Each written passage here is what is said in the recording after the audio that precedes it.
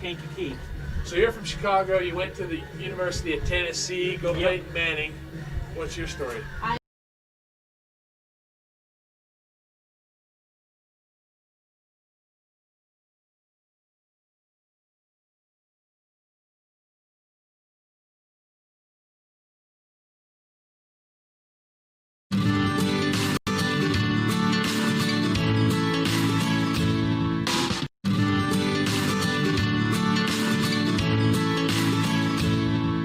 America keeps moving, and Auto Farm Chevrolet is here to help you keep rolling. Whether you need a brand new vehicle or service on one you already own, Auto Farm Chevrolet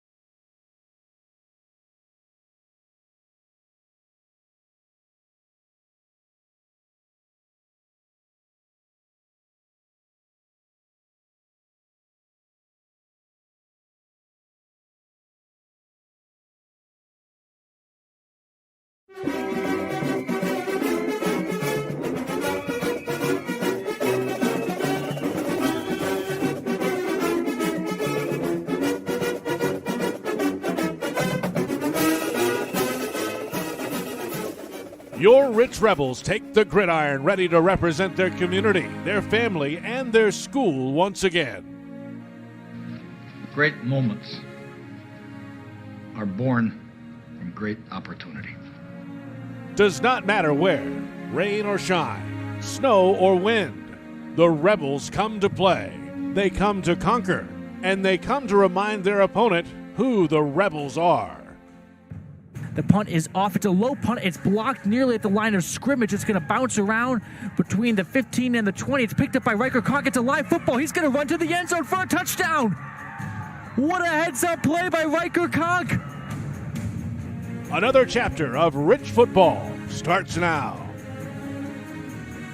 And now looks to pass. He's got his man Greer in the end zone. Touchdown, Rebels.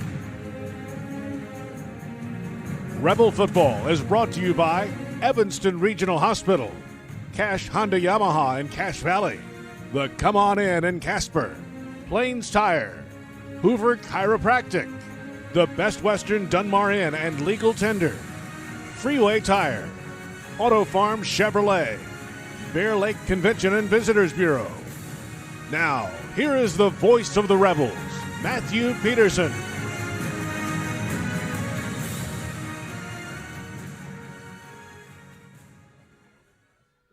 Welcome, Rebel fans, to Monticello, Utah for today's matchup between the Rich Rebels and the Buckaroos. Happy to have you alongside me this evening. I'm Matthew Peterson here on my local radio for Rebel Radio. We've got a great matchup in store for you today. A pair of one-win teams trying to pick up an edge and get to 2 wins on the year in the regular season finale. Can you believe it's gone by that quickly? All right, we're going to have kickoff in about 32 minutes, but welcome into our pregame show. As always, it's brought to you by Auto Farm Chevrolet. Happy to have you along before kickoff today. We'll get our camera situation sorted out as we get that labeled out for you. And then it's Rebel football here on Rebel Radio 98.3 FM and mylocalradio.com.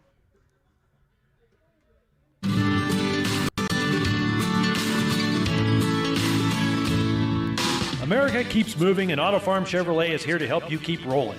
Whether you need a brand new vehicle or service on one you already own, Auto Farm Chevrolet is here to lend a helping hand.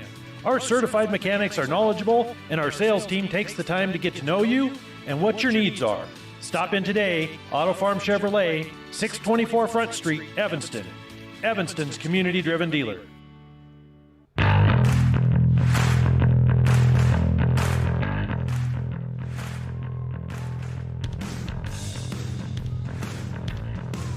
Welcome back, Rebel fans, to our Auto Farm Chevrolet pregame show. We've got a great one in store for you today between the Rebels and the Buckaroos. Surely an exciting matchup, as these two teams have not had the seasons they probably were hoped for back in August, but here we are now. It's a chilly one, as opposed to the first week of the season down in southern Utah at Kanab, which was over 100 degrees. Different story today against the Buckaroos.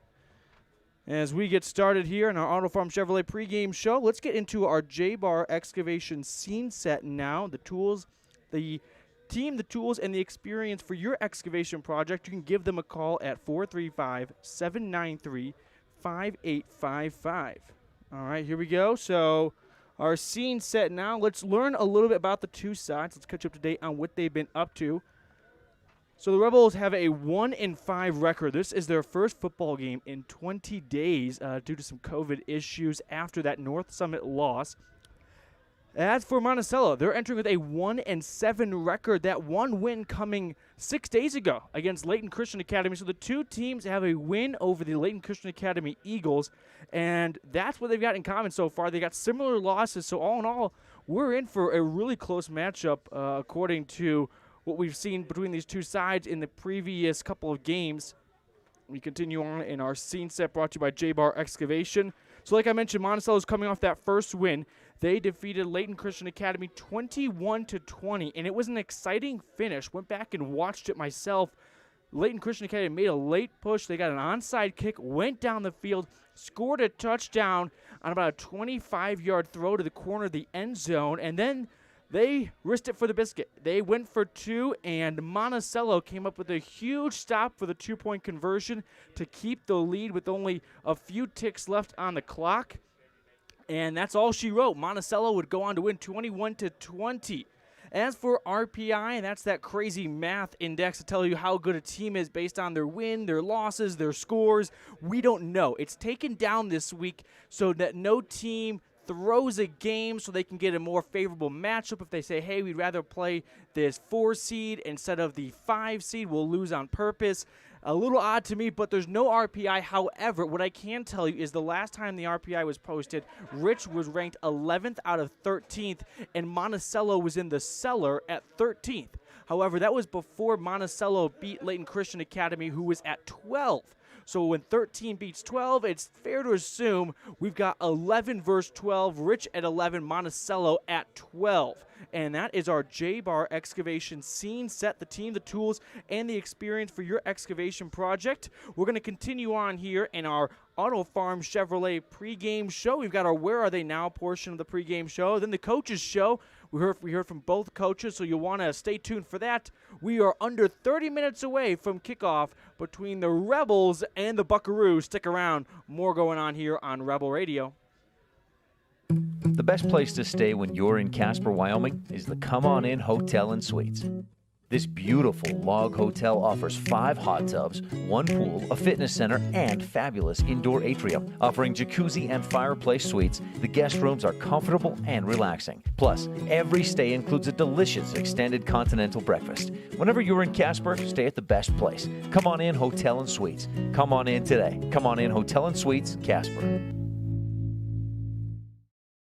Whether you're looking for gravel, sand, topsoil, rock, or other materials for your excavation or landscaping project, trust the experienced, knowledgeable team at J-Bar Excavation, specializing in sale and delivery of the materials you need to finish your project. J-Bar Excavation in Randolph, Utah has the team, the tools, and the plan to help you create exactly what you're looking for. J-Bar does quality work that fits your schedule and your budget. Call J-Bar Excavation today, 435-793-5855.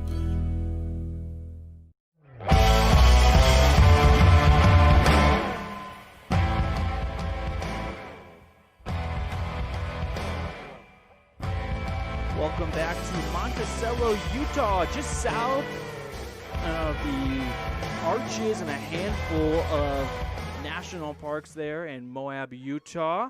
All right, we have 27 minutes on the clock until kickoff between the Rebels and the Buckaroos, but let's talk about our Where Are They Now portion of the pregame show.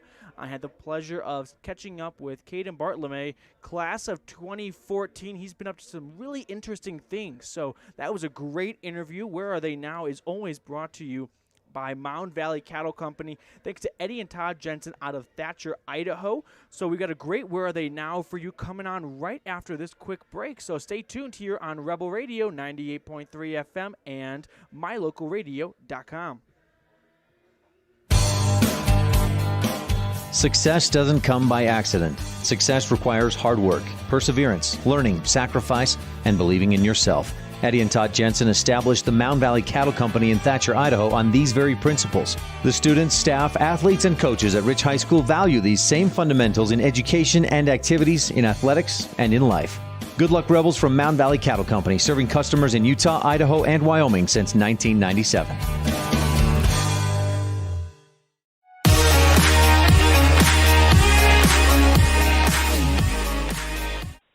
Welcome into our Mound Valley Cattle Company presentation of Where Are They Now? I'm with Caden Bartlome, class of 2014. Caden, thank you for taking the time to join me today. Let's get started with the name of the segment. Where are you now, Caden?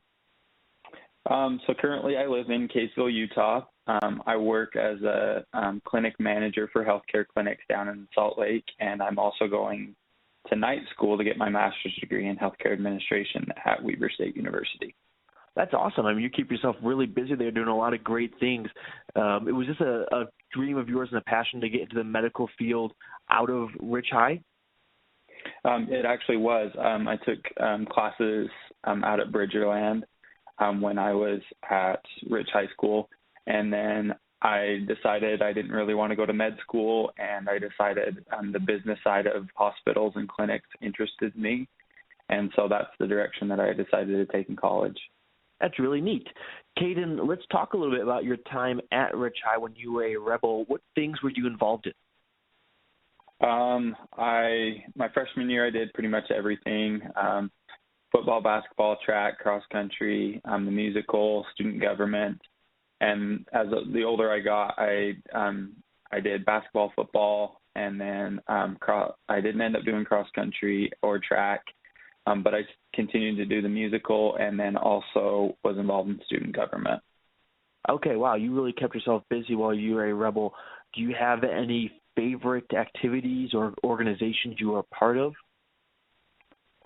I mean, they were all really fun. I really appreciated all the coaches and the faculty and staff for their extra efforts to make it meaningful for the students. But highlights were definitely sports for me, and then the extracurricular things like musicals. I love doing that. And then also student government was a lot of fun, planning the activities for like homecoming and other things like that.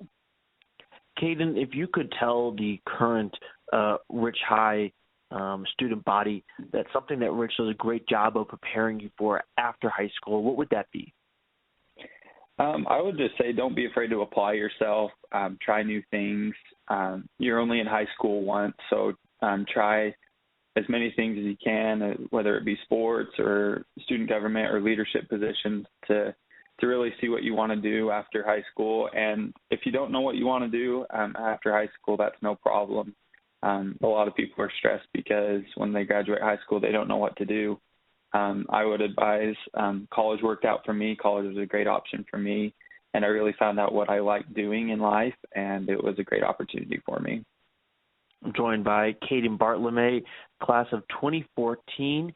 Caden, can you expand a little bit and maybe talk about the Rich community, especially from the graduate side, after high school, and how close it is, and on how much you keep in contact with your classmates?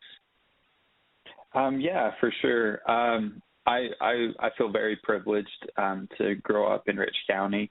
They say it takes a village to raise a child, and in my case, I would agree with that. I didn't really realize how much of a close-knit community we had until I moved away. And going back, it was always good to see anybody, whether it be at the station or even some people over in Lake Town or Garden City. And they always are asking my mom how I'm doing, where I'm at in life, and I really appreciate that. Classmates, it's difficult once you graduate to keep in contact with your classmates, but I've been very fortunate to have a bunch of friends that I still keep in contact with, and we go to dinner or movies or just whatever we can to get together when we can. It's always good to see them. That's great, Caden. One final question, and you kind of began to answer it for me already, and I want to ask, what's something unique about Rich High that now that you've left the Rich community a little bit and you've gone on to other places that's very special and unique to Rich that you're not seeing from new people you're meeting about where they grew up? I just think that it's pretty cool that, I had the great opportunity of knowing my teachers on a personal level as well as an academic level. We really do have great teachers at Rich High School that care about the students. I can't even tell you how many times I went in to talk to a teacher after class or even after school about help with a certain assignment or anything like that. And I always knew that they were generally caring about me and my well-being, and then also to see me succeed. And I really appreciate them for that. Caden, thank you so much for the time today. Yep, no problem. Thank you. And go Rebels. Go Rebels. That's Caden Bartlome, class of 2014, in our Mound Valley Cattle Company presentation of Where Are They Now? As one of the region's most visited websites, MyLocalRadio.com is here to serve you. Catch up on local and regional news and information. Buy, sell, or trade your good used items on the radio classifieds. Check the weather forecast or catch our live coverage of your high school teams in action, all on mylocalradio.com. Like us on Facebook so you never miss a giveaway, and visit mylocalradio.com today to stream it all live. Wyoming is unique. When it comes to high school sports, we might travel 6 hours to a game, but when we get there, we know the other team, their parents, and the coaches. Wyoming is like one small town with really long streets. When your travels take you to Evanston, always stay with your friends at the Best Western Dunmar Inn. Clean, comfortable rooms, a restaurant serving healthy, delicious food, and breakfast is always included. If you're bringing the team or following the team, stay with us every time you're in Evanston. The Best Western Dunmar Inn.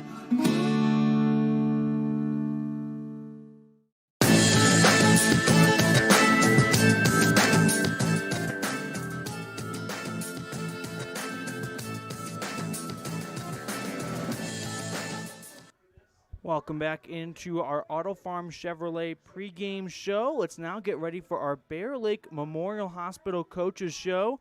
We'll get to the ones who know the game best, and that's brought to you by Bear Lake Memorial Hospital. Count on us to care.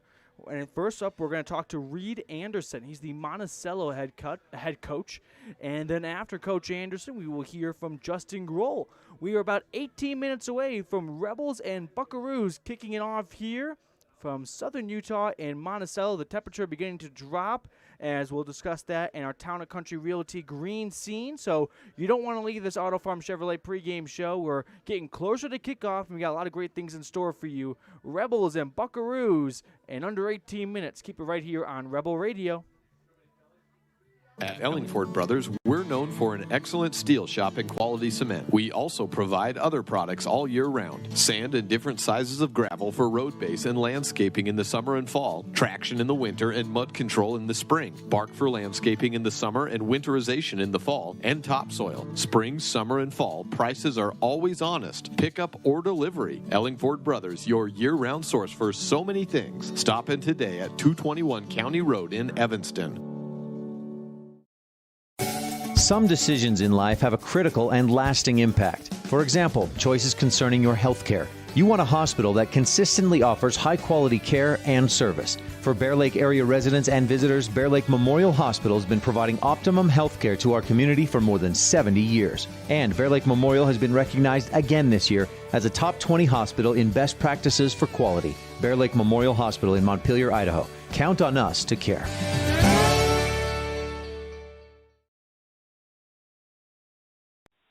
Welcome into the Bear Lake Memorial Hospital Coaches Show with Coach Anderson of Monticello. Coach Anderson, thank you for taking the time to speak with me today. Let's get right into the meat of this. It's the final regular season game for both teams. So how about you tell me about this season and how your team has progressed throughout the weeks, and if you're at where you would want to be at back in August? It's been luckily we've had most of our games. I mean, we've kind of pieced together a schedule, and luckily so far we've been able to do what we need to do. As far as where I expected us or wanted us to be, we're not quite there, given our record and some of the games we've had. But overall, I'm proud of our kids for not throwing in the towel, right? We even though it's been kind of a long season and some of these games have been kind of rough, they haven't given up, and that to me is something good that I wanted to see. Coach, you guys are coming off a win and a close one too against Layton Christian Academy. They went for two to try and win the game, and you guys made the stop at the goal line. What did you guys do in that game differently compared to the previous games to pull off a win? Well, one of the things is we had everybody there. We didn't have people missing from injuries or from different things, which was something we hadn't had in a few weeks. Starting with Judge, we were missing some personnel, and that really showed, and the same thing against North Summit. But one of the things we did really well is the team had a good week of just like, hey, we're tired of losing. Let's put together a whole game. We've been in the habit lately of just playing the second half and not the first, and that's put us in a lot of big holes, and we actually played pretty well for the most part. We left a few scores out on the field that would have not made that game so close, but when it came down to it, we did what we had to do to win. So I'm proud of them for that. Coach, as you guys prepare for Rich this Thursday or today, what can you say about the Rebels and what they bring to the table? Oh, I mean, you're talking about Rich football with a huge tradition, with kids that no matter what are going to go hard and fight. Like, you can't discount anyone on the field no matter where they are, because they always go and make plays. Normally you can pick and choose, like, hey, when we do this corner on the backside is going to be lazy. That's not true. What's not true, Rich? That is definitely not true. So we've had to make sure that we know, like, they're going to come hard. They're going to come downhill. They're going to hit you. They're going to be scrappy. No matter their size, they're going to be tough as nails, and we've got to be ready for that. Absolutely. I'm with Coach Anderson of Monticello High School on our Bear Lake Memorial Hospital Coaches Show. Coach Anderson, one last question, and then I'll let you get back for preparing for the Rebels. And speaking of preparing for the Rebels, what are you going to do adjustment-wise going into this game throughout this week of practice? Mostly making sure everybody's assignment sound. They've got some big kids. They've got some kids that are some athletes, and they do a really good job at putting those people in position. And we've got to make sure that we are there to be able to counter those. Their quarterback's really good. They've got some good receivers. They've got a running back. Their line is big and tough. As big as tough as I've seen it in recent years. And so we've got to make sure that we're firing out, and coming after them, and not just letting Rich come to us and beat us. Coach, thank you so much for the time today. Yeah, no problem. Thank you. That's Coach Reed Anderson of the Monticello Buckaroos here on our Bear Lake Memorial Hospital Coaches Show. Count on us to care.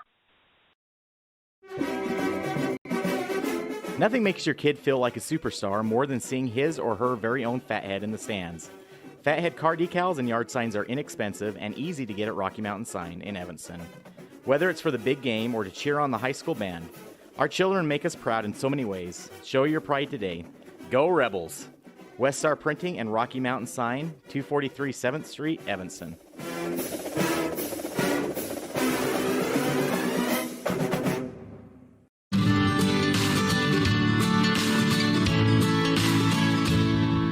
America keeps moving, and Auto Farm Chevrolet is here to help you keep rolling. Whether you need a brand new vehicle or service on one you already own, Auto Farm Chevrolet is here to lend a helping hand. Our certified mechanics are knowledgeable, and our sales team takes the time to get to know you and what your needs are.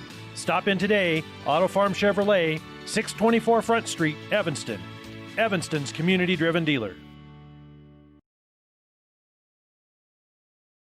Welcome into the Bear Lake Memorial Hospital Coaches Show. I'm now with Rebels football head coach Justin Grohl. Coach Grohl, it's been a little while since we've chatted about actual football, and it feels great to do that right now as you get ready for your matchup against Monticello, the Buckaroos, on Thursday. Let's just dive right into it. What can you tell me about Monticello and the preparation for a short week?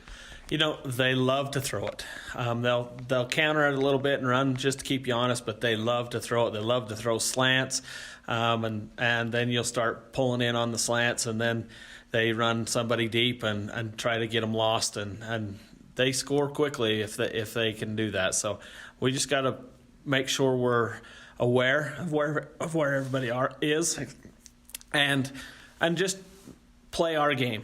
We should be able to be okay if we'll just come and play the way that we have played in the past. Coach, when you go on the field on Thursday, it'll be the first time in a couple of weeks. What part of your game are you worried about being maybe the slowest out of the gate on offense or defense or wherever it may be? Both directions. Is on offense, I think we might be a little sluggish on make sure we catch and then and make sure we're reading the holes and stuff and that. Blocking, we should be okay because that's something we try to do every day. And defense is just getting the contact again. Sometimes you don't make contact for a little, and sometimes it's just okay. How do I make contact again, and can I make sure I do it and do it the right way? Coach, your team had that hiatus. What was the toughest part for you as a coach being, without football for 2 weeks? Watching everybody else doing it and us sitting on the sideline and the kids saying, can we do it? Why can't we? Is everything going to get canceled, or are we going to get back? And those are some unknowns that you just didn't know until it was time. And so making sure that the kids stayed positive was probably the biggest thing. And I think they have, and I think they're really excited. It's kind of they've turned over a new leaf, and I hope that the words form actions and actually they play like they're excited. Absolutely. I think we're all excited to see them back on the field. A Thursday night game, a little earlier, on the road as well, a long journey all the way down south to Monticello. Does that worry you as a coach? Shorter week, long distance to travel, or is it football, I don't care when, I don't care where? Well, as preparing, it usually is harder just because you just don't have those times to the repetition. You need the repetition. You need to be able to, we've seen this, they're going to do this. How are you going to react, and make sure that it comes? So that's one concern. We have a couple of days to do that, though. Most teams are going to be playing on Wednesday this day, so we're at least getting one extra practice in. But it's still always a concern to not have as many practices. Final question for you, head coach Justin Grohl of the Rich Rebels. You guys can almost see the finish line when it comes to the regular season, postseason. You don't know when that will end for you. But for coming down the stretch here in the regular season, what's the emotions? What's the relief, maybe is the best word, from the beginning of the year to being here now and getting through a tough year like this? In this year, it's kind of a sad deal so far, because it's went by really, really fast, and we haven't had the chance to play everything we wanted to. But it is one of those, we need to make sure we stay positive on the aspect of football and know that this could be taken away at any time. So you have to go out and prepare and play your best at every single play and every single snap. Coach Grohl, thank you for the time. Thank you so much.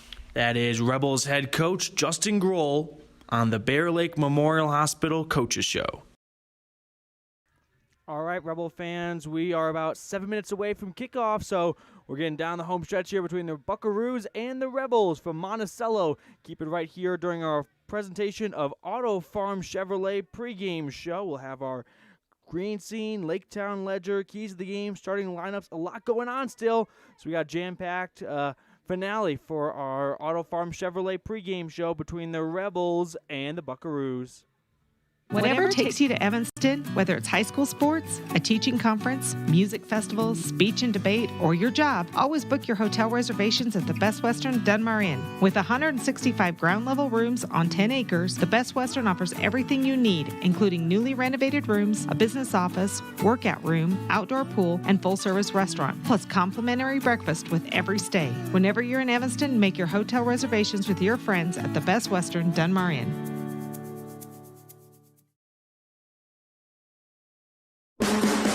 When you think about Bear Lake, think family, fun, fishing, beaches, boats, green, and great food. Think water, wildlife, trails, and shakes, snow, scenery, and sun. Think summer. Go to bearlake.org and plan your visit today. Visit Scenic Idaho. This presentation of Rich High School Athletics on MyLocalRadio.com is brought to you by these Rebel Sports Boosters, LSR Refrigerated, and the Walletines in Garden City. Darren, Tricia, and the entire Walletine clan wish the Rebels good luck. And by Cat Answer Technical Services, proudly supporting the Rich Rebels. The staff at Cat Answer Technical Services wish the Rebels good luck on the field, on the court, in the classroom, and in life. Go Rich Rebels!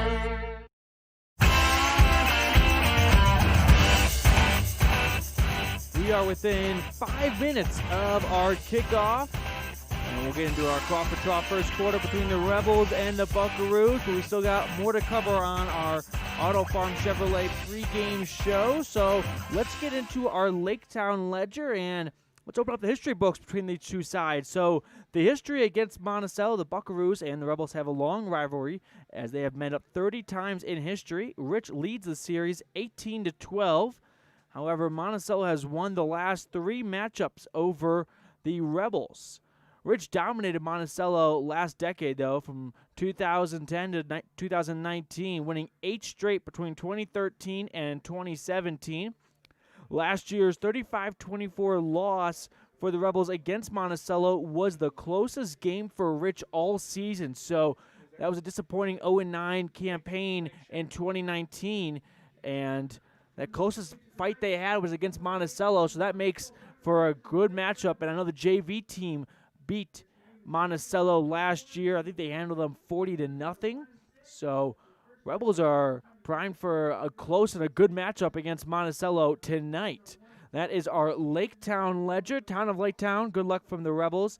Good luck, Rebels, from the mayor and the town council of Laketown. And we've got more going on here as we get ready for the matchup between the Rebels and the Buckaroos. So once again, that's our Town of Laketown Ledger. Thanks to the Mayor, Burdette Weston, the council members, Eldon Robinson, Dallas Clark, Deloria White, Gary Ogilvie, and that's our Town of Laketown Ledger as we get now into our green scene, brought to you by Town & Country Realty, thanks to Pam Cornea. It's a cold one. I'm not going to lie to you guys. I've got my jacket and another jacket below it as I adjust to this Utah weather. About 53 degrees, but as that sun goes down, it begins to plummet. Not super cloudy, but not super clear. Somewhere in the middle, maybe we'll call it hazy. And overall, wind-wise, it's moving, but it's not blistering wind. And that's our Town & Country Realty green scene. Thanks to Pam Cornea. She's selling Bear Lake in Utah and Idaho. You can give her a call at 435-779-0012. All right, we got another break here in our Auto Farm Chevrolet pregame show. And when we return, we'll have our keys of the game and the starting lineup. So don't go anywhere, Rebel fans. Rebels and Buckaroos in 2.5 minutes. Super kids deserve super care. Experience the difference with board-certified pediatricians Alan Brown, MD, and Bird Gilmartin, MD, at Uinta Medical Group. Whether it's tracking your child's overall health at Well Child Checks or helping your little ones feel better when they're sick, Dr. Brown and Dr. Gilmartin are here to help your child grow, learn, and thrive. Schedule an appointment with Dr. Brown or Dr. Gilmartin by calling 307-789-WELL 9355 or visit evanstonanytime.com. This presentation of Rich High School Athletics is also brought to you in part by Freeway Tire.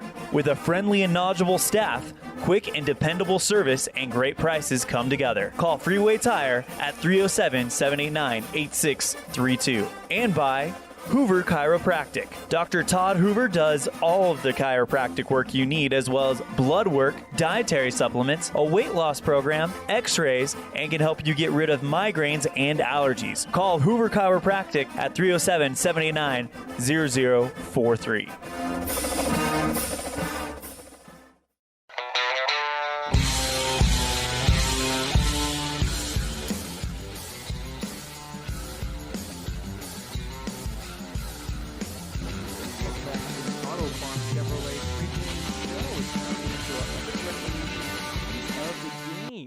So we talk keys of the game for the Rebels: eliminate third downs. A key that should be added, we'll talk about it later, but eliminate third downs. The Rebels were atrocious 28 nights ago against North Summit.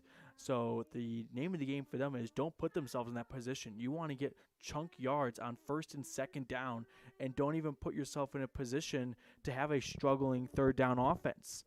Next is increase Conor Greer's touches. Greer has been such a sensational player for this team in the passing game. It's time to feed him the ball more. He's gotten better throughout each week. He's got the only touchdown catch of the season. So get the ball to Greer and let him do what he does best, and that's go over defenders and reel the catch in. And finally, special teams. You look back at that Rebels win is because of a Riker Conk punt return.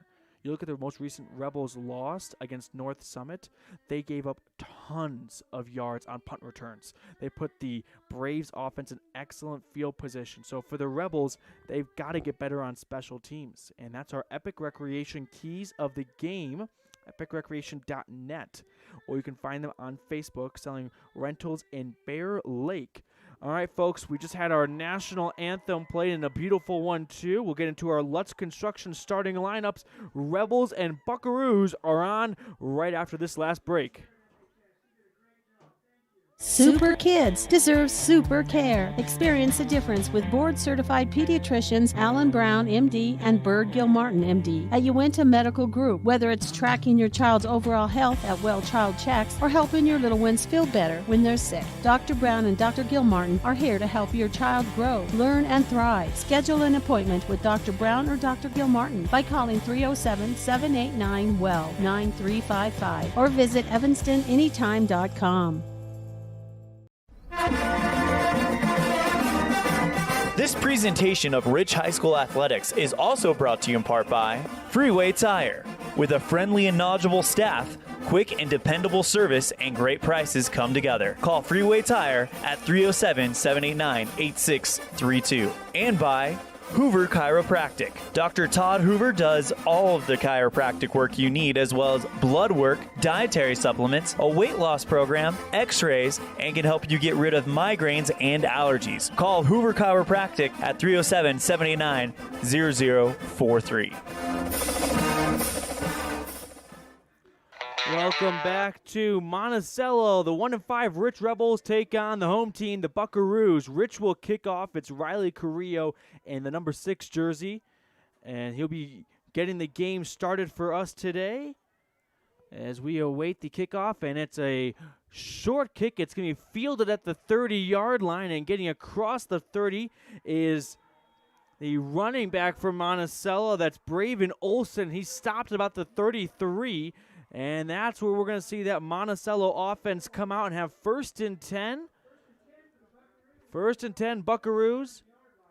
And we'll see where they spot this ball. But Rebel defense did Rebel special teams did a good job of covering that punt. Yep, it's 1st and 10 from the Buckaroos 29-yard line.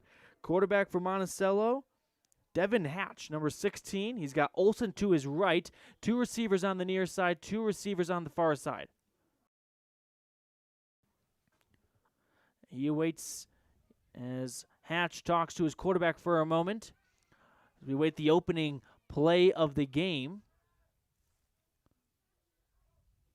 And it is a throw. No, it's a run up the middle. Olson breaking through the line of scrimmage, and he's tripped up at his own 45-yard line. Olson with a big gain on 1st and 10, and it's a first down for the Buckaroos. Riker Conk made the stop, and it's a gain of 16 for Olson on the first play of the game. Rebel defense not off to a strong start, as we now have 1st and 10 for the Buckaroos at their own 45-yard line. Snap goes to Hatch and shotgun. He hands up to Olson once again. He crosses midfield, and he's taken down near the Rebel 45-yard line. Back-to-back big runs for Brevin Olson. This one's probably close to 9 yards. Nope, they're going to give him a 10-yard run, and it's good enough for a first down. Wow, what a start for this Buckaroo offense. 26 yards, and 1st and 10 for Monticello at Rich's 45-yard line. Hatch is in shotgun, trips on the near side.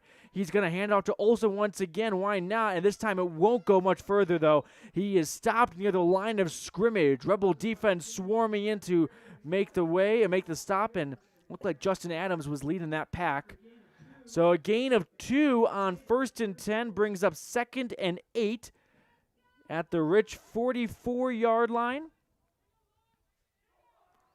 Hatch is in shotgun. He's got no one next to him. 4 receivers on the near side, 1 on the far side. He's going to roll out to the near side. He's got pressure, and he's going to be taken down. No, he avoids a sack, and he throws it away.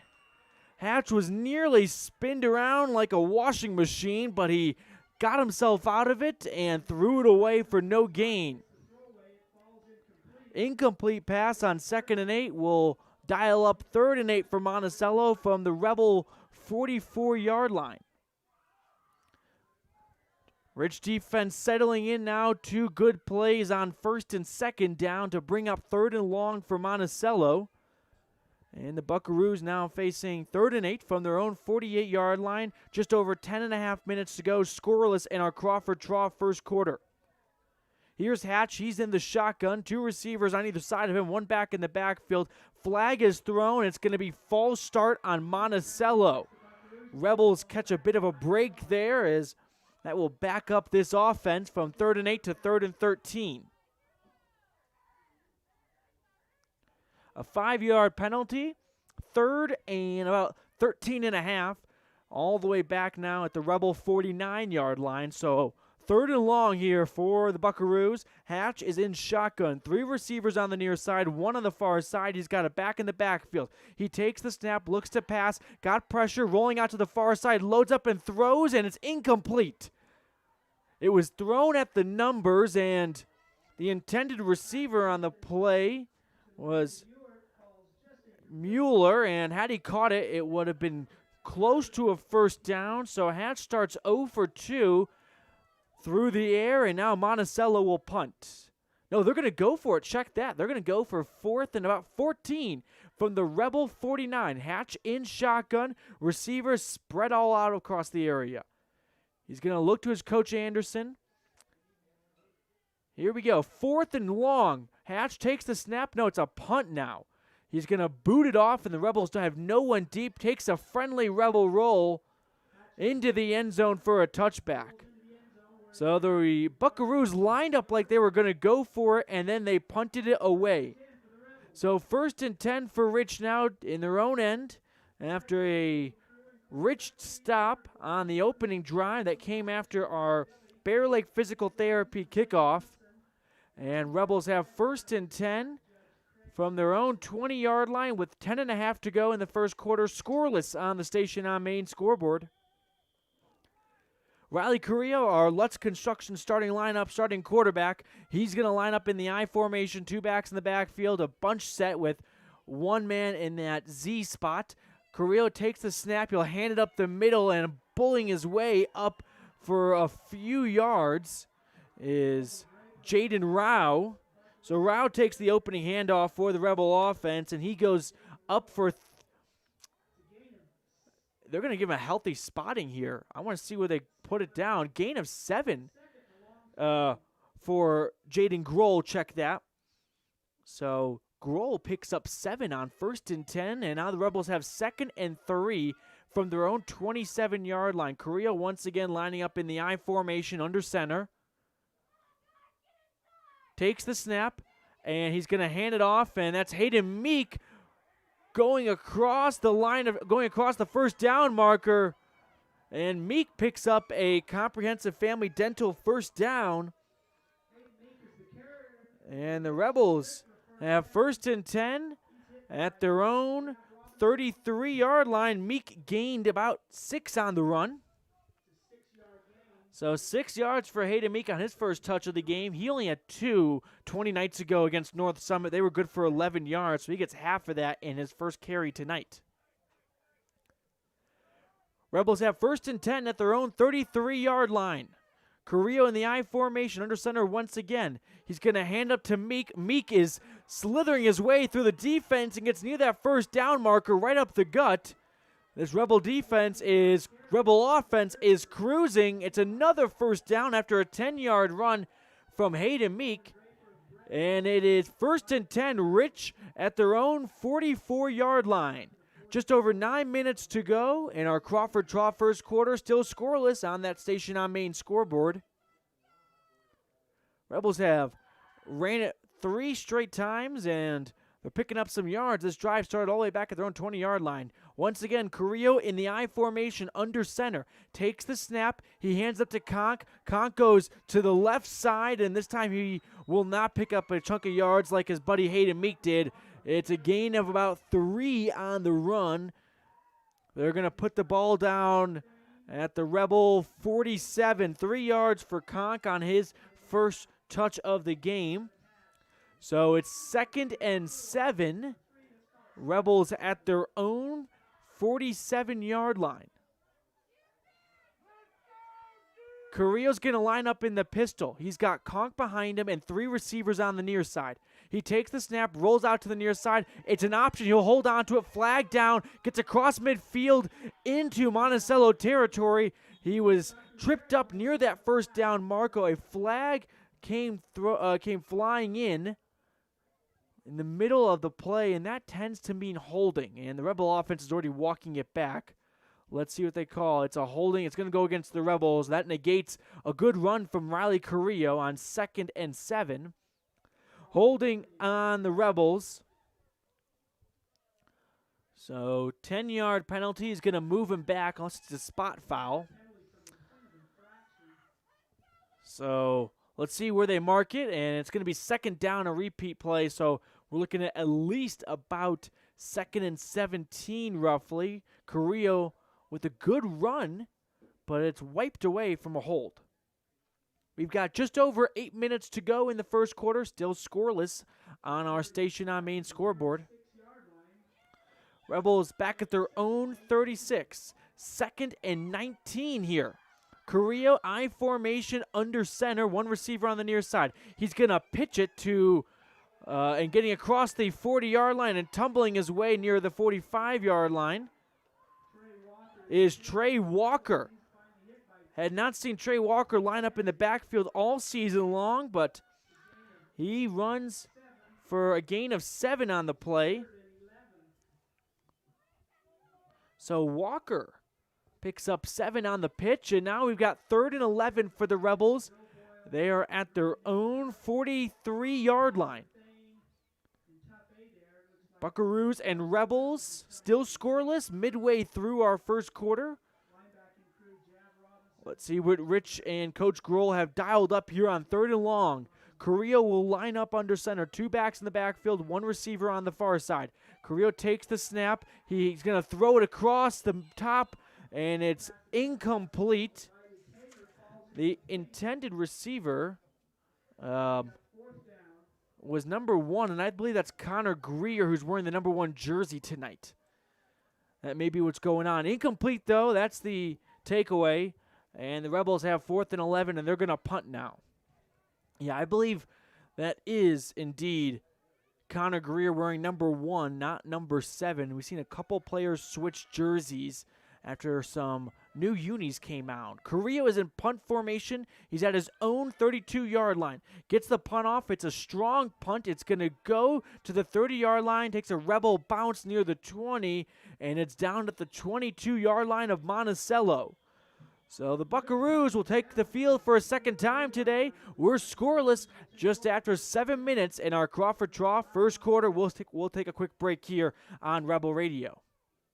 Whether you need a big bite to eat, a tasty snack, or a sweet treat, the Crawford Trough in Randolph has it all to satisfy your cravings. From tasty burgers and wraps, patty melts and perfect pitas to fresh salads, home-cut fries, crispy onion rings, and of course, that silky smooth ice cream. The Crawford Trough can feed your hunger and then some. And if you haven't tried one of the Trough's mixed sodas, your taste buds don't know what they're missing. Stop in today at the place to eat and drink, the Crawford Trough at 120 South Main, Randolph. Randolph, Utah is a town of extremes. At an elevation of almost 6,300 feet and with temperatures over 90 in the summer and often 40 below in the winter, the folks who call Randolph home have to be a hardy crew. Maybe that's one reason the simple things in life mean so much to Rich County. Residents value hard work, education, respect, a love for God, family, and country, and being a good neighbor. Marilyn Weston and the town board proudly support the Rich Rebels and hope you'll be able to visit soon and come back often. Welcome back to Monticello. Shotgun snap to Hatchie. Hands off to Olsen, and he bullies his way near the 30-yard line. This drive started at their own 22, so it's about a 5-yard gain. I saw a flag come from the sky, and now we wait the call. The Rebels were penalized on that punt, but it was declined by Monticello. And let's check out what this ruling is. I didn't see much on it, so I'm just as curious as you are right now. It's going to go against Rich, though. Personal foul, maybe a face mask. I'm unsure, but 15 yards tacked on after the Olsen run, who gained roughly 6 yards. And a big 15-yard penalty is going to move this football close to midfield. Now the Buckaroos have 1st and 10 at their own 43-yard line. We're scoreless on the Station on Main scoreboard. Just under 7 minutes to go in the Crawford Trough first quarter. Monticello breaks the huddle. Hatch is going to line up in shotgun. He sends 2 receivers on either side of him. Olsen's on his left hip. Rebel defense showing pressure right now. Hatch lines up in shotgun, takes the snap. He'll look to pass now across the middle, incomplete. Hayden Meek was looming in the area. It was intended for Landon Ewert, and it's incomplete though. 2nd and 10 now for Monticello. Buckaroos have the ball at their own 42-yard line. Hatch is in shotgun, same formation, a couple receivers on either side of him, one back in the backfield. Takes the snap, he'll hand it off to Olsen. Olsen follows his lead blocker across the 45, and that's where he's taken down by Jaden Rao. Jaden Rao, I beg your pardon.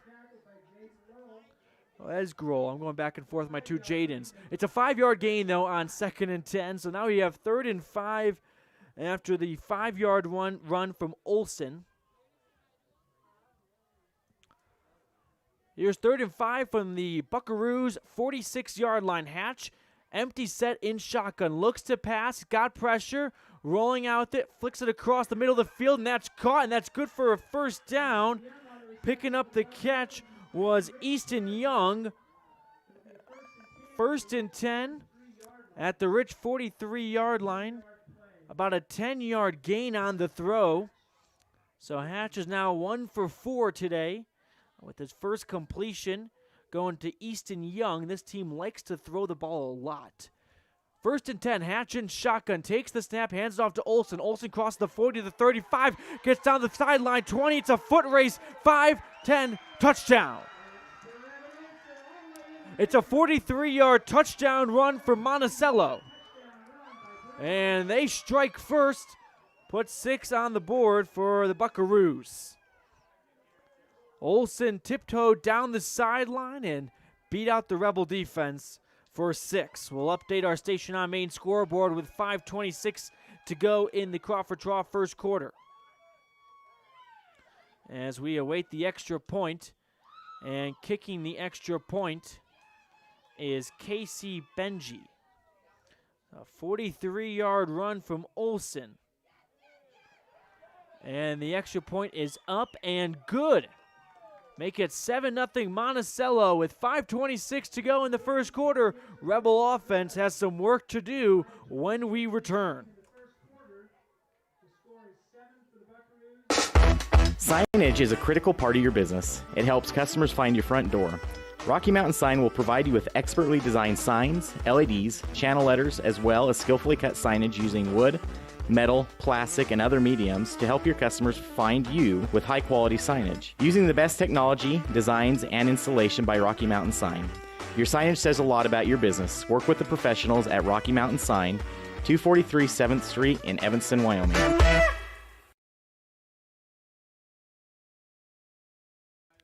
Welcome back to Monticello. The Rebel defense just surrendered a 43-yard touchdown run to Brevin Olsen to put the Buckaroos up first 7-0 with 5.5 to go in the first quarter. Let's see what Riley Carrillo and this offense can do to respond. Conor Greer and Trey Walker are deep for Rich on the ensuing kickoff. They stand at their own 10-yard line, waiting the kick right now from Monticello. And doing the kicking duties for the Buckaroos is Grant Nebeker. So Greer and Walker back at their own 10. Kickoff is a squib kick in the direction of Greer. He takes it at his own 10-yard line, crosses the 15 to the 20, 25-30, picks up a block, and he's taken down. And after the 30-yard lines, the Rebels have solid field position here to start this drive, trailing 7-0.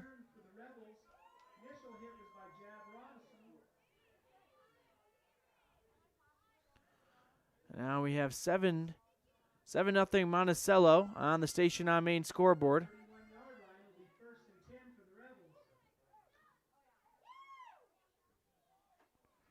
First and 10 Rebels at their own 30-yard line. Carrillo under center. He takes the snap. He's going to hand it off the middle and gashing the defense all the way to the 40-yard line. That's Hayden Meek picking up a big chunk of yards on first and 10. About 8 on the run for Meek.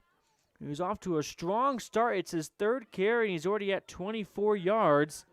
So 2nd and 2 for the Rebels at their own 38-yard line. Carrillo will line up under center in the I formation. He takes the snap. He's going to hand it off, and Riker Conk this time doing the damage across the 45. Good enough for a comprehensive Family Dental first down on a 6-7 yard run from Conk. And it's first and 10 for Rich, right at their own 45.5 yard line. 6 yards for Conk. And now here the Rebels are with 4.5 and counting to go in the first quarter, down 7-0. They've got first and 10 at midfield. In the I formation, Carrillo takes the snap. He bobbles it. He jumps on. He tries to go somewhere with it, and he's stopped and stuffed right where he picks it up after a bobbled snap.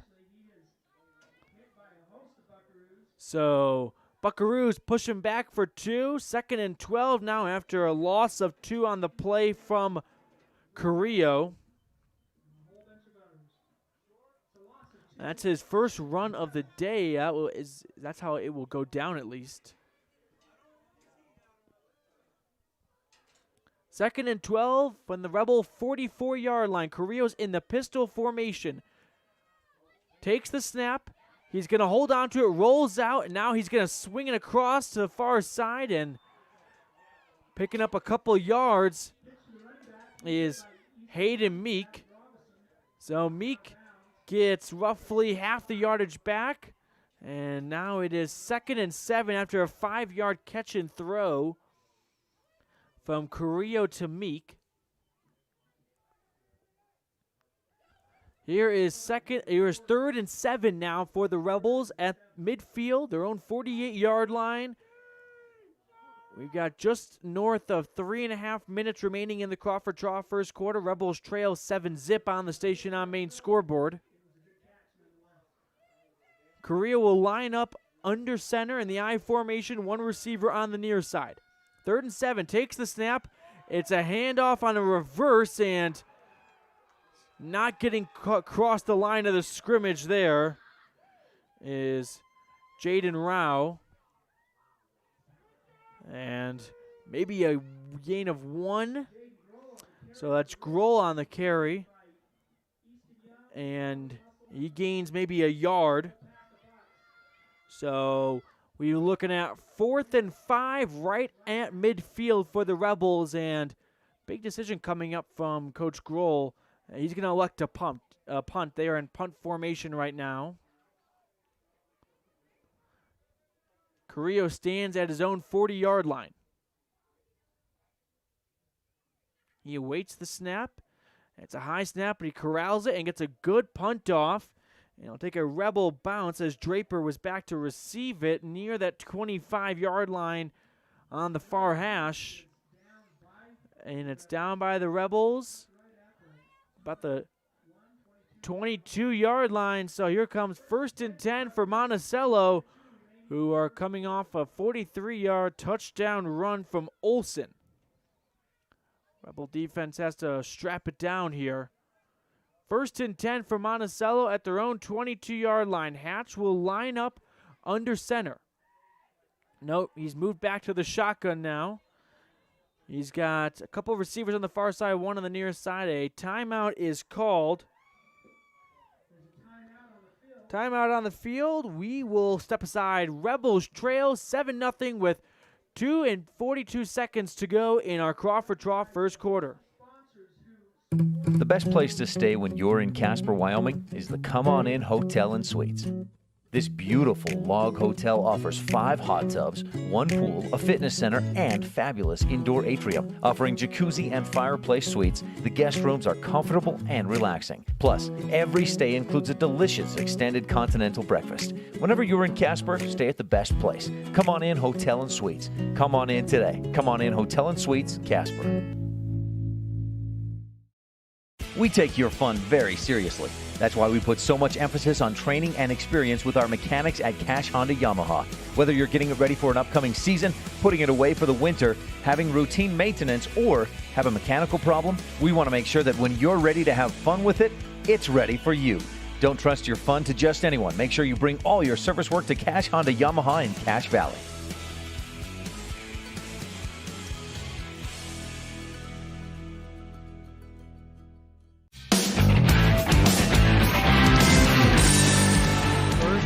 For Monticello at their own 22 with 2:42 to go. It's a snap to Hatch. He throws it across the middle, and it's dropped. Wow. Wide open in the middle of the field was Easton Young, and all he had was a big lawn to run through. I would say Easton Young would have been celebrating 6 points had he made that catch. It was thrown about 15 yards past the line of scrimmage. And what a drop, and the Rebels catch the biggest break of the game so far. 2nd and 10 now for this Monticello offense, up 7-0. Hatch in the shotgun, whistle's blown. It was a handoff, and play is stopped. I don't see a flag on the field. We may have a timeout, or an official timeout at least. And I think the officials had not spotted the ball. It's a penalty against Monticello. False start on the offense. So 2nd and 10 turns into 2nd and 15 after the 5-yard infraction. So that's the third penalty, the second penalty on Monticello.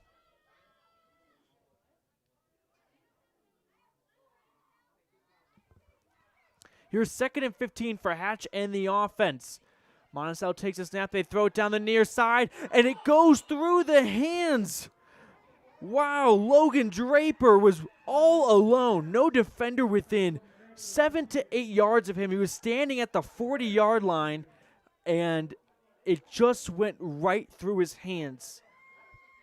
Back-to-back breaks for the Rebel defense, and tough pills for Monticello's offense to swallow.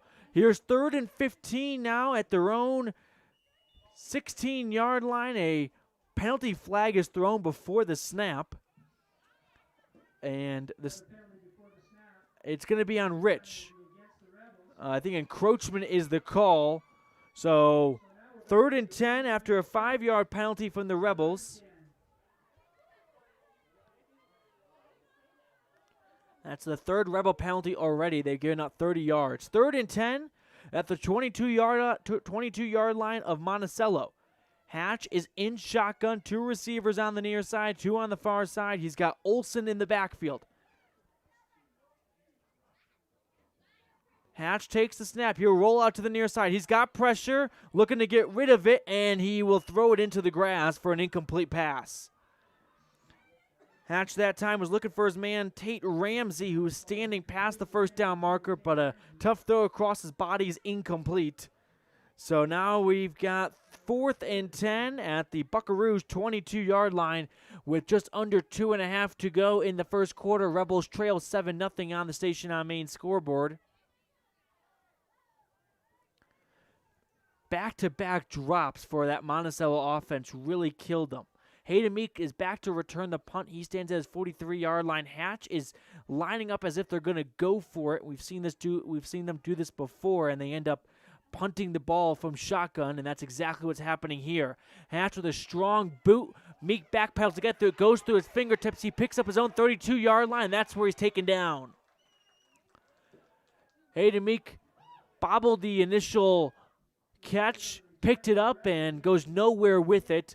It'll be 1st and 10 for Rich at their own 33-yard line with 2:14 to go in our Crawford Draw first quarter.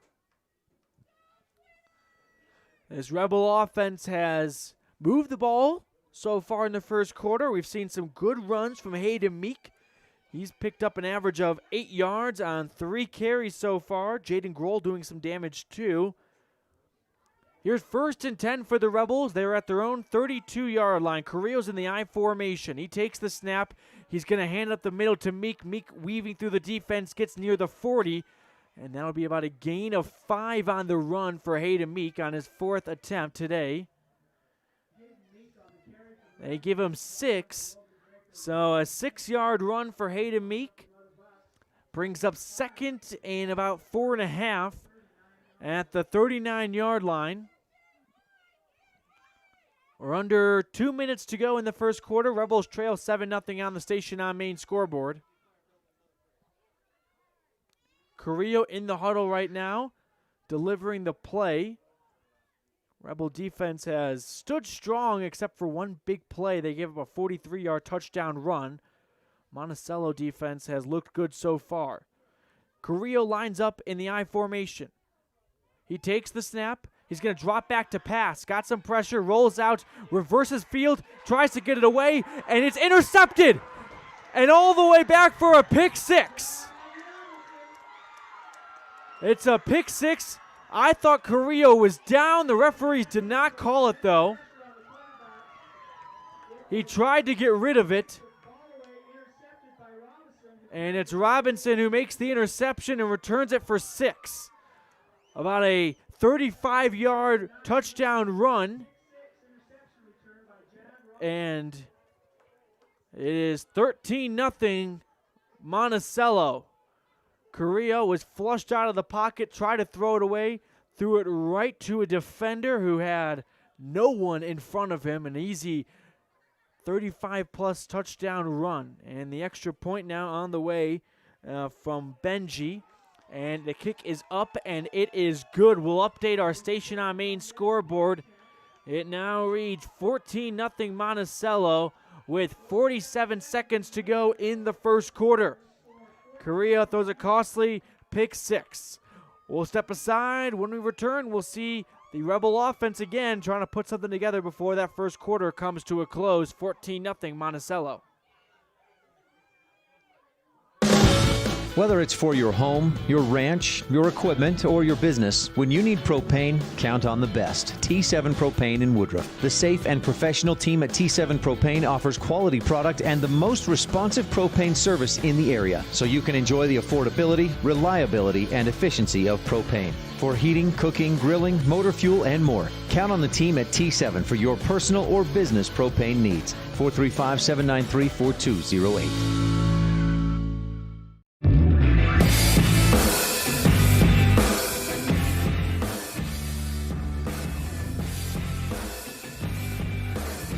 Rebels trail 14-0 after a 35-yard interception return for a touchdown. We got just under a minute to go in our Crawford Trough first quarter. Monticello is set to kick off the ball. Greer and Walker stand at their own 10-yard line. Kick is off right down the middle. It'll be received by Greer, who takes off the bounce, cross the 25 to the 30, and he stopped there. Monticello making the tackle and leading the way was Javelin Robinson, who just had that interception. So Rebel offense comes on the field with 1st and 10 at their own 30-yard line with 41 ticks remaining in the first quarter, trailing 14-0 on the Station on Main scoreboard. A tough start for Rich. They really did not want to get off to a 14-0 deficit after not playing football for 20 days. But that is the situation right now, as it's going to be 1st and 10 for Rich at their own 30. In the I formation, Carrillo takes the snap. Handoff goes up the middle, and it's about a gain of 6 for the Rebels.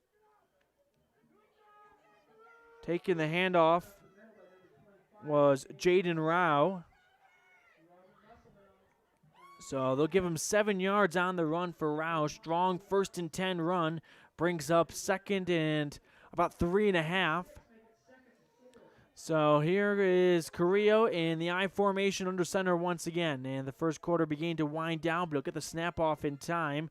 He takes the snap. He hands it off to Meek. Meek weaving through the defense, gets across the 40, and that's going to be close to a first down as the first quarter comes to a close. Rebels give up 14 unanswered in our Crawford Trough first quarter as we get ready for our T7 Propane second quarter. Rebels got some work to do. They got to get some scores on the board. Monticello leads the Rebels 14-0 after one. My name is Dr. Micah Pullins. I'm an orthopedic surgeon at Evanston Regional Hospital. I perform total hip, total knee, and total shoulder replacement. The huge majority of patients of mine that have undergone total joint replacement have been dealing with pain and disability for many years. After joint replacement and recovery, patients are back to doing the activities that they want to do.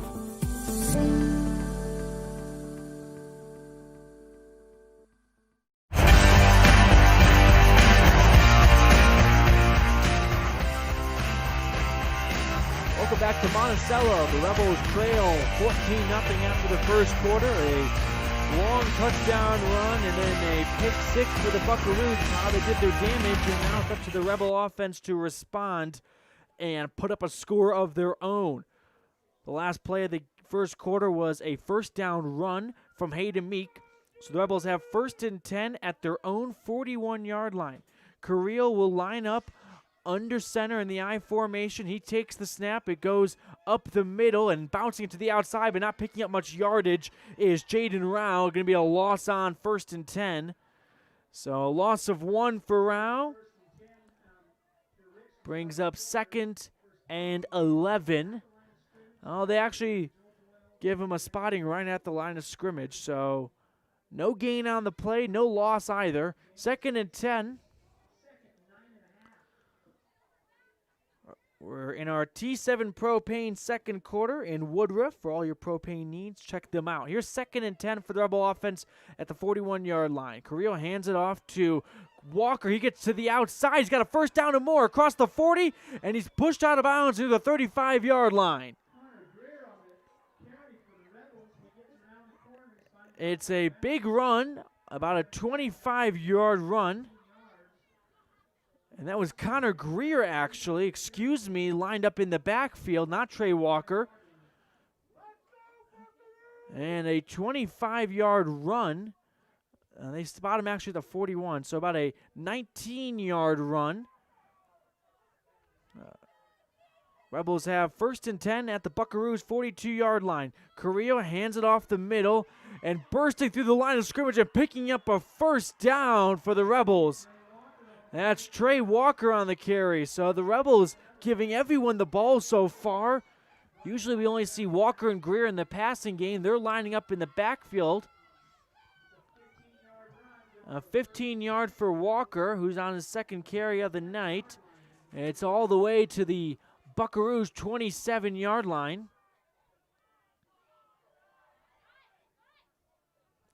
First and 10, Rich at the 27-yard line of Monticello. Carrillo takes the I formation snap, hands off to Riker Conk. He gets through the defense, and that's another first down run. The Rebels' offensive line is just churning butter right now and creating pancakes with it. Another big run from the Rebels. This time it goes to Riker Conk. About a gain of 14 on the play. 1st and 10 at the 14-yard line. Just over 10.5 remaining in the second quarter. Carrillo under center. He takes the I formation snap. He hands it off to Grohl, and Grohl is not going to pick up a first down. It's just a gain of 3 on the play. Rebel offense moving down the field here, trailing 14-0, trying to get back in this one. 2nd and 7 for the Rebels. They are just outside the 10-yard line in the red zone now. Carrillo lines up under center in the I formation. He takes the snap, he pitches it, And here's Greer with it getting around the edge across the 10-yard line through the 5, near the end zone. Touchdown, Rebels! Conor Greer with an 11-yard touchdown run. And the Rebels are on the scoreboard. They trail 14-6 with 9:40 to go in the first half. Greer took the pitch, made his way around the defensive end, cut back inside, and a great run from Conor Greer gives the Rebels 6, and it's a one-score game.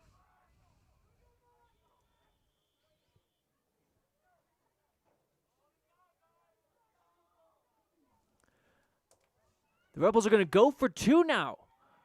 Carrillo lines up under center. He takes the snap. He hands it off to Greer. Walker, ball punches out. It's near the goal line. And they're going to rule it a failed 2-point conversion. That ball just flew off the hands of Trey Walker. So the Rebels do not pick up the 2 points. They're down 8. It's 14-6 after an 11-yard touchdown run from Conor Greer with 9:40 to go in our T7 Propane second quarter. We'll step aside. Rebels back in this one thanks to Conor Greer and that offensive line. Whether you're kicking up dust in the hills, making waves down on the lake, or taking advantage of the world's greatest powder, don't just hope to have fun. Take that sled by the handlebars and make your time at Bear Lake epic. Epic Recreation rents equipment and cabins for your vacation fun at beautiful Bear Lake. From watercraft large and small to UTVs, sleds, and more, Epic Recreation has it all to go on-road, off-road, or out on the Caribbean blue water. Book your adventure at epicrecreation.net. Is it time to stop wishing for your dream home in beautiful Bear Lake? If you're ready to make your dream a reality, Bear Lake Realty can help. With residential and land listings, including vacation properties, timeshares, cabins, condos, beachfront, lake view, and more, Bear Lake Realty has what you're looking for. And with more than 30 years of real estate experience in the area, you know you're working with the best. Visit bearlakerealty.com and come and enjoy. That kickoff there is mishandled by Monticello and getting all the way only to the 15-yard line. The Buckaroo offense initially taken by Draper. And all the way out to the 17. Rebels down 14-6 on the Station on Main scoreboard with 9.5 to go in the first half. Conor Greer punched in an 11-yard touchdown run. And here come the Buckaroos, starting at their own 17-yard line. Hatch will line up under in the pistol formation. Trips on the near side, one receiver on the far side. Rebel defense showing pressure. Hatch takes the snap, hands off to Olsen. He tries to bounce to the outside. He's unable to, as Riker Conk stuffs him near the line of scrimmage. And no gain on the play, so now 2nd and 10.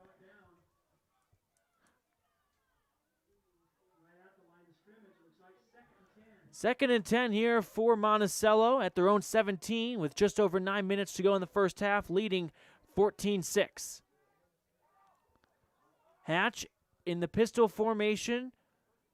4 receivers split out equally aside him. Hatch talking to his offensive lineman. Now he takes the snap chest high. He's going to hand it off to Olsen, and waiting for him are a pair of Rebels, Riley Taylor and Jaden Grohl, making the stop near the 20-yard line. Maybe a gain of 3 on the play. 3 for Olsen on the 2nd and 10 run, brings up 3rd and 7 at the Monticello 20-yard line.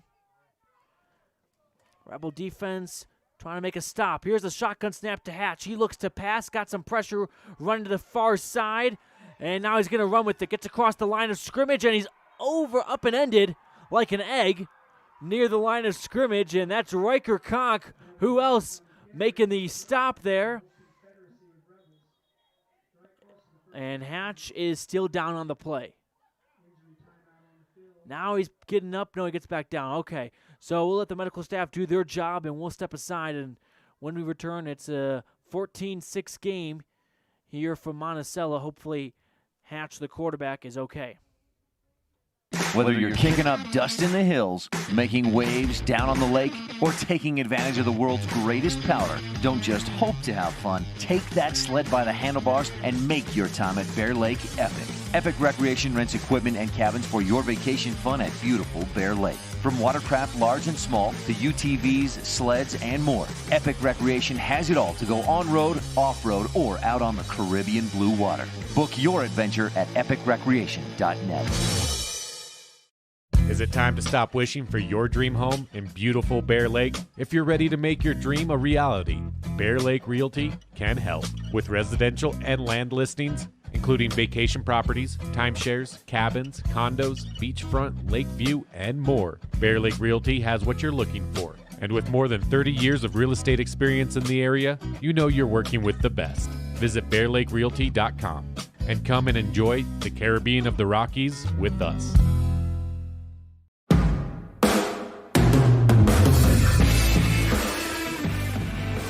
Back to Monticello, quarterback for the Buckaroos, Devin Hatch. Still down on the field. Hopefully he's okay. He can return to the game soon as he's attended to by the medical staff. Rebels down 14-6. 8:01 to go in the first half, and Hatch is on his feet and he's walking off under his own control. And that's exactly what you want to see. Hatch took a hard hit, and happy to see him making his way to the sideline. And hopefully we'll see him soon as Hatch is greeted by his teammates. Tough kid right there. It was about a 5-6 yard run from Hatch on third down. It's now 4th and 1.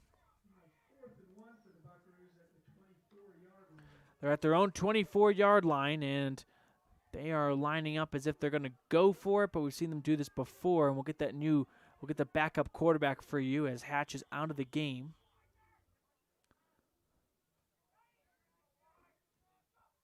And hard count here from Monticello. Whistle's blown and timeout is called.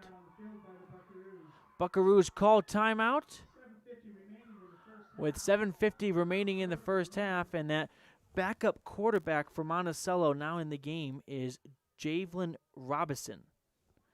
Robinson, the backup quarterback for the Buckaroos, as Hatch is momentarily sidelined. We'll wait and see his progress and where he's at. Rebels down 14-6 on the Station on Main scoreboard. Just a hair under 8 minutes to go in our T7 Propane second quarter. It's 4th and 1 for Monticello at their own 24-yard line. And right now the discussion, I would imagine, with a backup quarterback is we're going to punt this football. We're deep in our own end. We're not going to try and pull some trickery here. If it goes poorly, the Rebels have excellent field position, and their offense just capped off a 15-play drive right down our defense's throat for an 11-yard touchdown run. So I'd imagine this is going to be a punt and nothing else, as Robinson is lining up in the shotgun formation. And it's a quarterback sneak, actually, and up the middle and near the first down marker. Ball comes out at the end, jumped on by Trey Walker. So Musselman fought his way, and that looked to be like it was good for a first down. Indeed it is. So a gutsy call pays off for Coach Anderson and Monticello. They pick up 2 when they only needed 1. And now it's 1st and 10.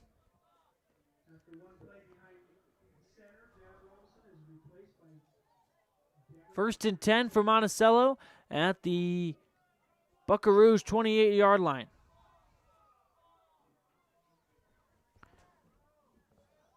Robinson puts a man in motion. He takes the snap. He hands off to Olsen on a fake off.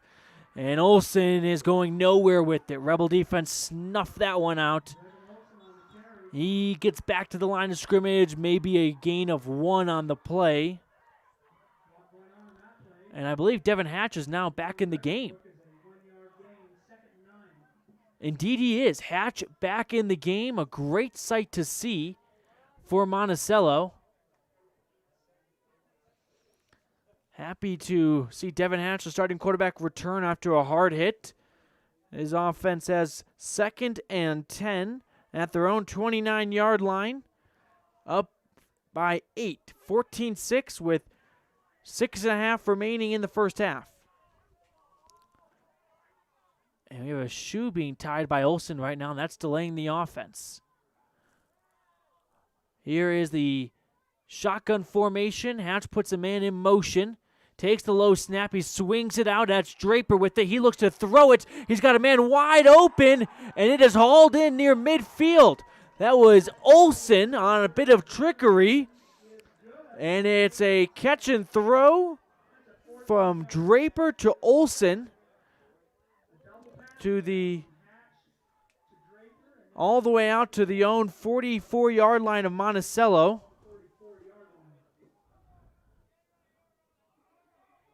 About a 18-yard reception for Olsen. Hatch in shotgun once again.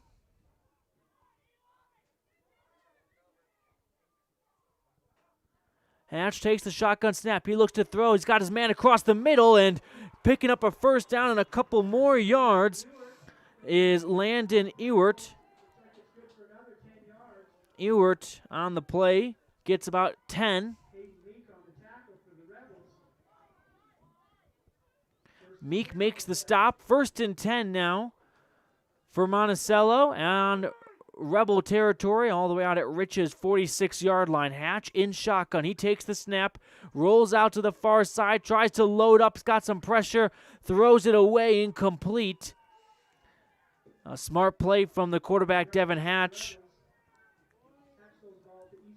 And that makes it 2nd down and 10 from the Rebels' 46-yard line.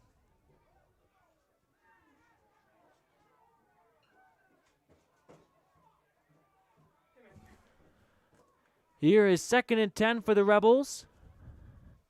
Hatch is in shotgun. He takes the snap. He's a handoff to Olsen, who goes up the middle across the 45-yard line and near the 40 of Rich. Olsen gains roughly 4 on 2nd and 10, which brings up 3rd and manageable near the Rebel 40-yard line with 5:08 and counting to go in our T7 Propane second quarter. Rebels trail 14-6.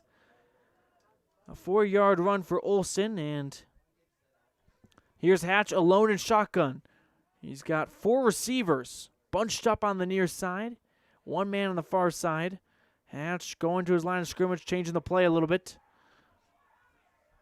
Sees the pressure from Rich. Alone in shotgun. Takes the snap. Rolls out to the near side. Loads up. Throws near the sideline. And it is incomplete. A low throw. Looking for his man was Easton Young. And incomplete pass. Rings up 4th and 6 from the Rebel 42-yard line.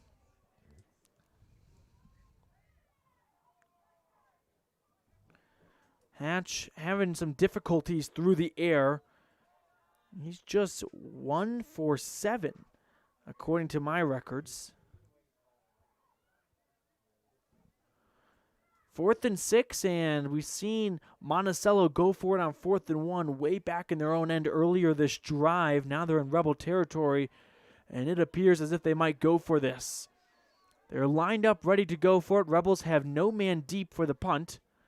Hatch in shotgun, 3 receivers on the far side, 1 on the near side. Olsen on his left hip, and Coach Anderson for Monticello calls timeout.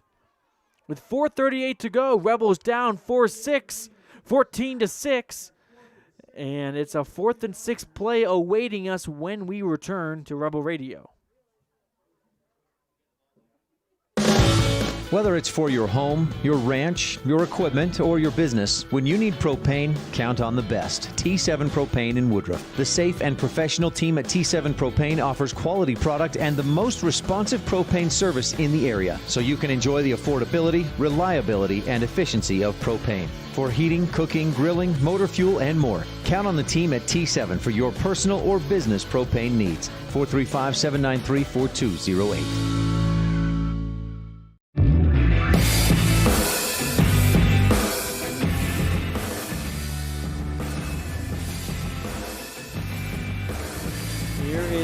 4th and 6 for Monticello.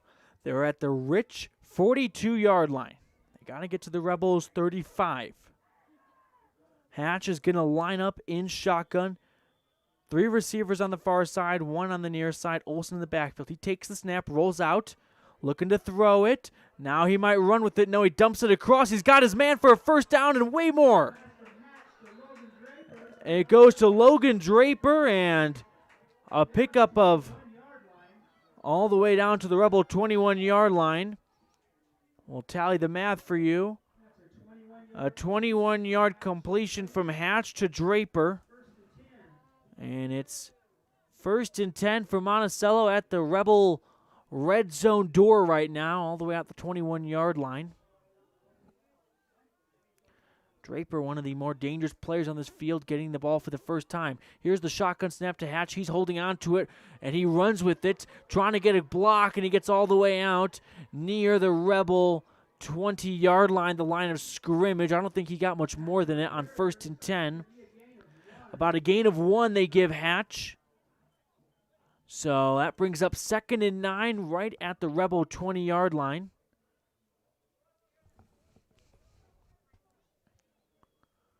Hatch lines up in shotgun. 4 receivers bunched up on the near side on the near hash, so not a lot of room for them. He puts Olsen in motion. He looks to throw. It's a fake initially. Now he's got time. Now he's going to be taken down for a sack. The Rebels get to him, and they bring down Hatch. Riley Carrillo, one quarterback to another, sacks the quarterback. And a loss of 2 brings up 3rd and long for Monticello. What a big play by Riley Carrillo to force a 3rd and long here for for Monticello. 3rd and 11. Monticello has it at the Rebel 23-yard line. 3 receivers on the far side. Hatch is in shotgun. 1 receiver on the near side. 2:58 and counting to go in the first half. Rebels down 14-6 on the Station on Main scoreboard. Hatch takes the shotgun snap. He throws it out to the far side to Draper. Draper slips out of a tackle and gets near that first down marker, but he's shy of it. It's going to be about a 9-yard catch and throw. And so 4th and 2 after the throw from Hatch to Draper.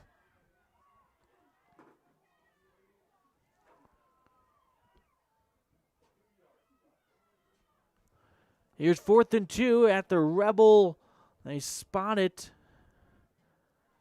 near the 14-yard line. 4th and 2.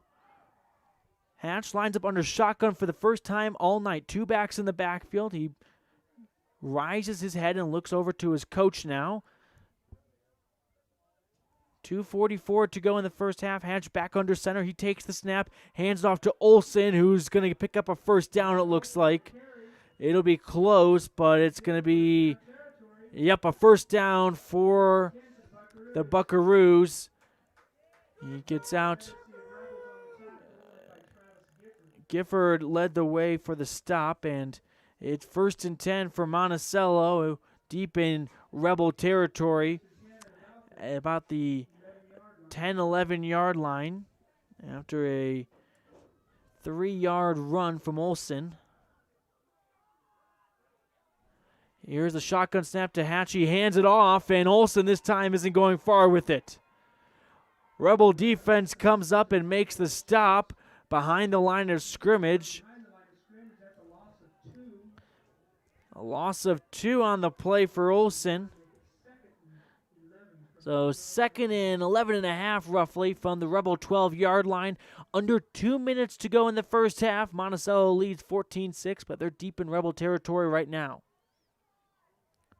Hatch in shotgun, puts a man in motion. He hands off to Olsen, and once again the Rebel defense is up to the challenge. They stop Olsen and drag him down near the line of scrimmage.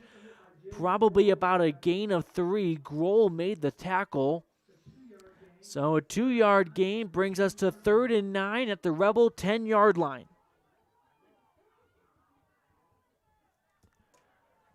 3rd and 10 for the Buckaroos. Under a minute and a half to go in the second quarter. Hatch in shotgun, takes the snap, rolls out to the near side, Flag is thrown, heaves it to the end zone, and it is going to be incomplete.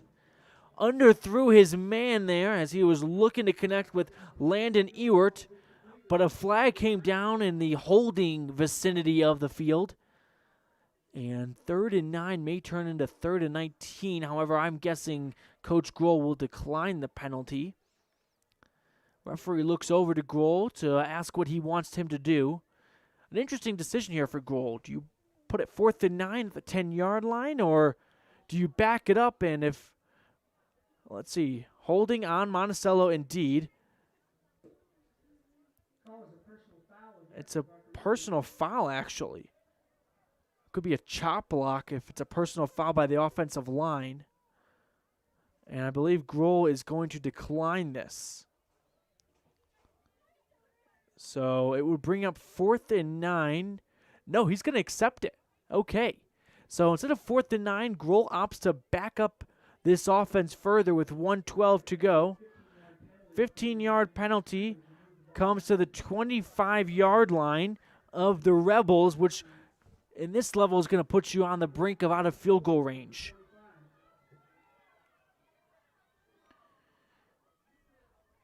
So 3rd, I beg your pardon.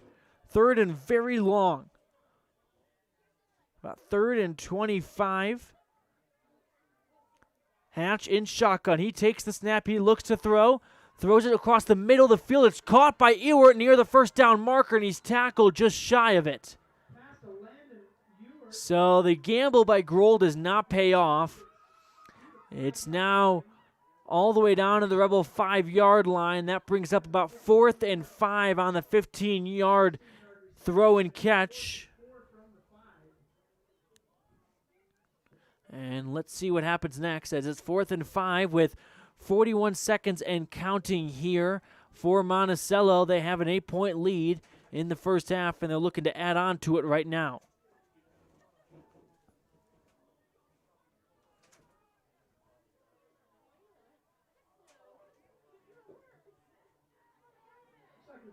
Here's 4th and 5 for Monticello. They let this clock tick down, so they want this to be the final play of the first half as they call a 3rd and final timeout to talk things over. We're going to keep it right here, so let's set the scene for you a little more. 13 seconds to go in the first half.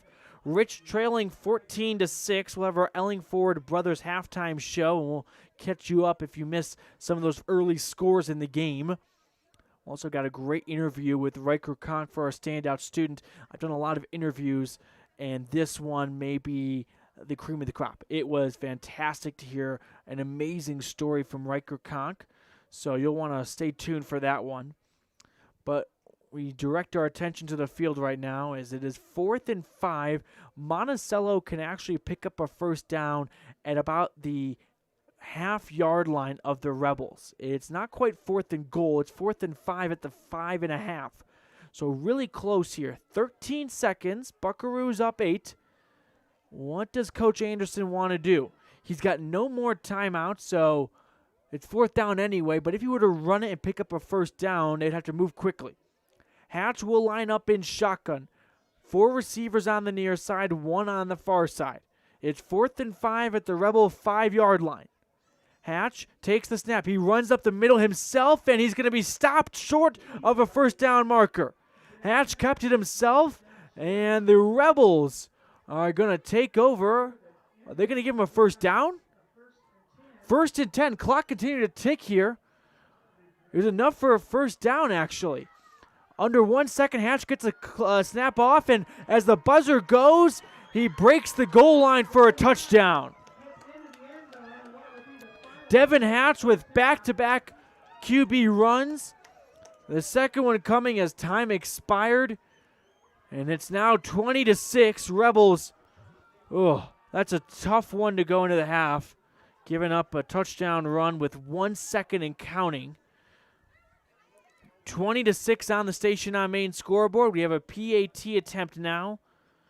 There will be no kickoff, as is the final play of the first half. The PAT is up, and it looks to be short. Indeed, it is. It's a short kick, no good. 26. So the Rebels down an even 2 touchdowns and a pair of extra points after the first half. All right, folks, we will now go into our Elling Ford Brothers halftime show. We'll have some first half highlights and our standout student. So the Rebels, they are down a big one here. It's 14-point deficit for Rich, 20-6 at the half. At Elling Ford Brothers, we're known for an excellent steel shop and quality cement. We also provide other products all year round. Sand and different sizes of gravel for road base and landscaping in the summer and fall. Traction in the winter and mud control in the spring. Bark for landscaping in the summer and winterization in the fall. And topsoil. Spring, summer, and fall. Prices are always honest. Pickup or delivery. Elling Ford Brothers, your year-round source for so many things. Stop in today at 221 County Road in Evanston.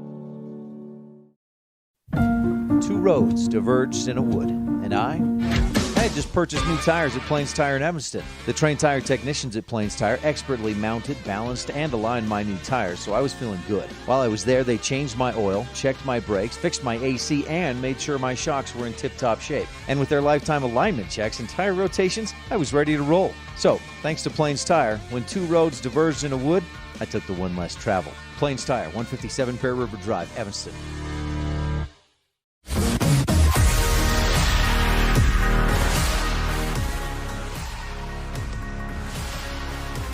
Rebels are down 20-6 against the Monticello Buckaroos after the first half of action. The final play of the first half with time expiring was a 1-yard touchdown run from quarterback Devin Hatch. And the Rebels have a lot to talk about at the half. We welcome you into our Elling Ford Brothers halftime show, the best specialized services, including construction, steel fabrication, sand, gravel, and more. You can visit them at ellingfordbros.com. All right, let's get into our Rich County government first half highlights. And Rich County government first half highlights. Rebels with the championship cause. So the Rebels, they got a touchdown in the first half. And that has not happened since Kanab. First week of the season, right? That QB sneak by Riley Carrillo to close out the first half, and off the top of my head, that's the only first half touchdown for Rich all season. So the Rebels, thanks to Conor Greer on an 11-yard touchdown run. Riley Carrillo also had a quarterback sack, 2-yard loss, and a couple great plays from Riker Conk on defense, picking up running backs, quarterbacks, you name it, putting them down. So Rebel defense has looked good. I don't think that 20-6 indication reflects it well. First and foremost, 6 of those points came on a pick six. So the Rebel defense has only given up 2 scores in the first half. It's up to the offense to do something with the ball and come back in this one. All right, that's our Rich County government first half highlights. We'll step aside, and when we return, we are going to have our standout student. It's Riker Conk on the football field. A great story from Riker. You're going to want to hear this one. So don't go anywhere, Rebel fans. We got more coming your way here on our Elling Ford Brothers halftime show. Rebels trail the Buckaroos 20-6 after the first half. When it comes to farming and ranching, it makes good sense to work with a lender who understands finance and agriculture. Western Ag Credit is an independent cooperative owned by the farmers and ranchers who borrow from it. With competitive rates, your loan is tailored to match your business needs. Real estate, livestock, equipment, and operating expenses. When it comes to farming and ranching financing, Western Ag Credit in Evanston is your partner in agriculture.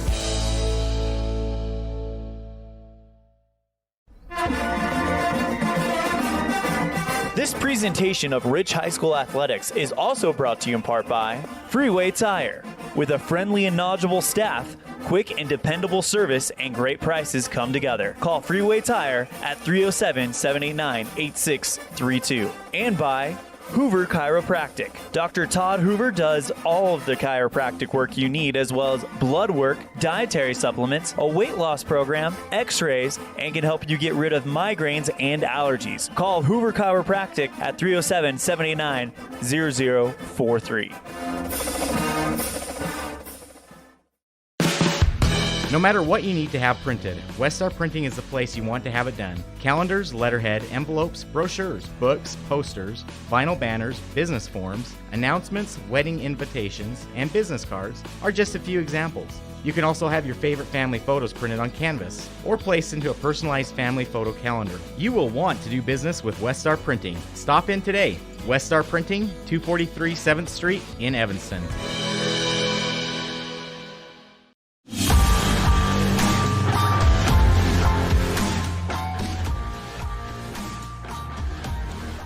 Welcome into the Western Ag Credit portion of our halftime show. It's now time for the standout student, and I have the pleasure of introducing number 15 on the football field, Riker Conk. Riker, thanks for taking the time to talk with me today.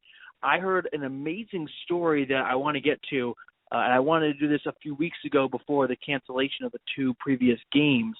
I heard that you found or helped find a missing child. Can you elaborate that on a little bit, please?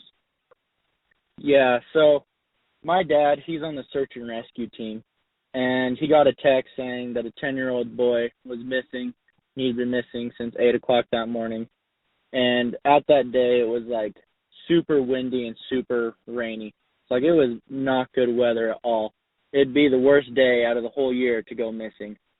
Well, we didn't think much of it because we were in Logan, and by the time that we got back, the boy would already been found. So when we got back, my dad got another text saying that the boy still hadn't been found, and he calls me right as I'm about to go into the canyon to go fly fishing with my uncle. And if it would have been 30 seconds later, I would have lost service and he would have been able to get to me. But since it was hunting season, I had all my hunting gear ready, so he called me. I was like, yeah, I need this. I need my hunting pack. I need my boots, and we'll go and we'll look for him. So he grabs that, and he meets us up at the rest area. And there we meet up with a police officer, and he gave my dad a radio, and he gave us coordinates, and he's like, head out to this spot. Be super careful. It's super rainy, muddy. Don't get stuck.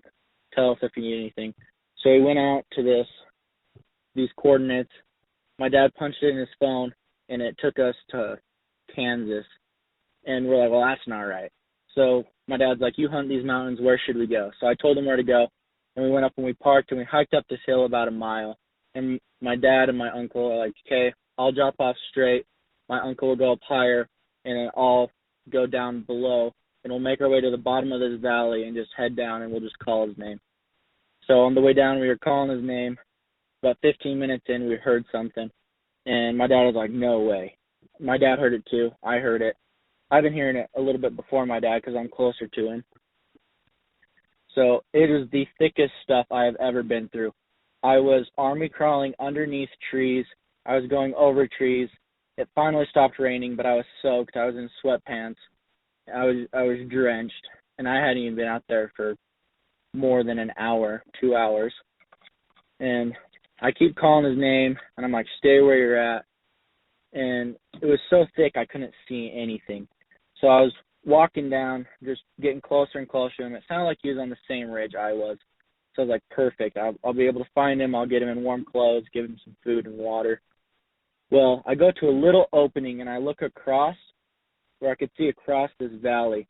And there's a valley across, and it kind of is like sagebrush, like you can see, not a lot of trees. And I see red shorts.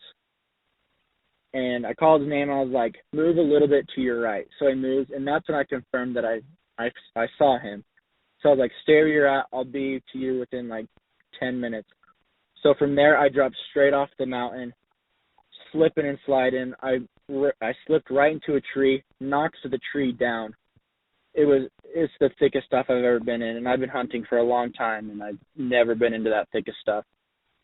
When I got to the bottom, I started climbing up this other side of this valley, and there's this like 10-foot rock, and I couldn't go around it either way. So I was like, well, I'll just go up. So I got to the top, and that's when I realized he was on the other ridge. There was another ridge that I couldn't even see. So I got up on top of that ridge and climbed back this 10-foot cliff and got to the bottom and started hiking up. And I got to him, and I was like, what's up, dude? You all right? Like, are you cold? And he was super calm, like really surprising. And he's like, yeah, I'm fine. I'm super cold. I'm hungry. I haven't eaten breakfast, lunch, or dinner. And I'm like, all right, well, I need you to take your clothes off. And he's like, what? I'm like, no, you need to take your clothes off. Like, your clothes are super wet, and that's what's keeping you cold. I have extra clothes in my bag for you. So he takes his shirt and his wool jacket off, cotton jacket, and I give him 2 of my hoodies that were dry in my bag. And 5 minutes later, he's like, I'm actually warming up. He was super surprised. Well, I had Werther's suckers and I had some water. So I gave him that, and I got to the top of the mountain where I had service. And I called my dad. I was like, I found the boy. And my dad went over the radio and was like, hey, we found the boy. And they're like, well, can you confirm the name? Well, they told us a name, and it was the wrong name, but it was similar to his real name. So when I said the name that I heard, he's like, oh, I thought it was this, and told me his real name. And that's how they confirmed that I actually had the boy, was by saying his real name. So we got to the top of this mountain, and my dad, they called us life flight before any of this because of the weather. So we got to the top of this mountain, and I got the sheriff's phone number, and I called him. I was like, yeah, I have the boy. What do you want us to do? And he's like, well, I guess go to wait to the top for life flight to come get you, since the weather had calmed down. So we're waiting there, and by this time it's pitch black. We've been out there 3.5 hours, and I'm just talking to this kid, trying to keep him calm. We became really good friends.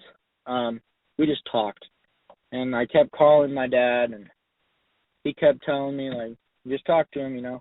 And finally, they're like, life flight's not coming in because there's another storm rolling in, so they're not coming. We need you to hike 2 miles northeast. So I walked 10 feet, and it dropped off into a cliff and straight trees. So I was like, well, that's not good. So I went back to it and called back the police officer and told him, and he's like, okay, well, head northwest to the top of this hill and then head straight down. You're going to meet up with the 2-track, and we'll have an officer there waiting for you in a side-by-side. Well, we just started hiking, and this kid's in shorts. Every time he'd take a step, he'd be like, ow, that hurts, because the sagebrush would cut his ankles. His ankles were pretty beat up. Well, we finally dropped down. We got to the top of this hill, and we started dropping down, and it started to flatten out, so it was pretty easy to get through. Not a lot of sagebrush around there. We were like walking in between trees, and I was like, dude, we're in business. We're super close to this road. It was pitch black. I had one flashlight, and I took one step, and I was on the road. So I called the officer. I was like, hey, we're on the road. Send your officer up. So he radios in, sends the officer up, picks us up, and it's just a 2-seated Razor. So the kid sits in the passenger seat, and I climb onto the back of the Razor, put my feet on the back bumper, and hold onto the frame for a 15-minute 4-wheeler ride down. And at the end of the night, me, my dad, and my uncle got out of there about 12:30 is the time that we got home. Well, Riker, that is an incredible story. It shows such bravery and among many other qualities of yourself. So the entire Rich community is so lucky to have someone like you a part of it for times like this. And you gave it a fantastic story, and there's nothing else that could be added to it. So, Riker, thank you so much for stepping up like that and doing a great job, to say the least. That's an understatement. And thank you so much for your time today. You're welcome. Thank you.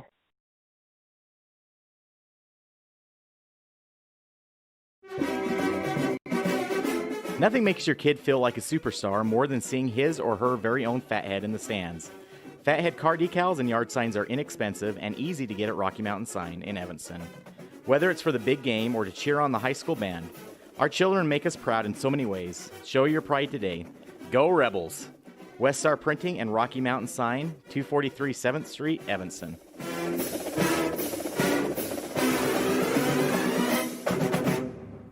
When do you schedule doctor appointments?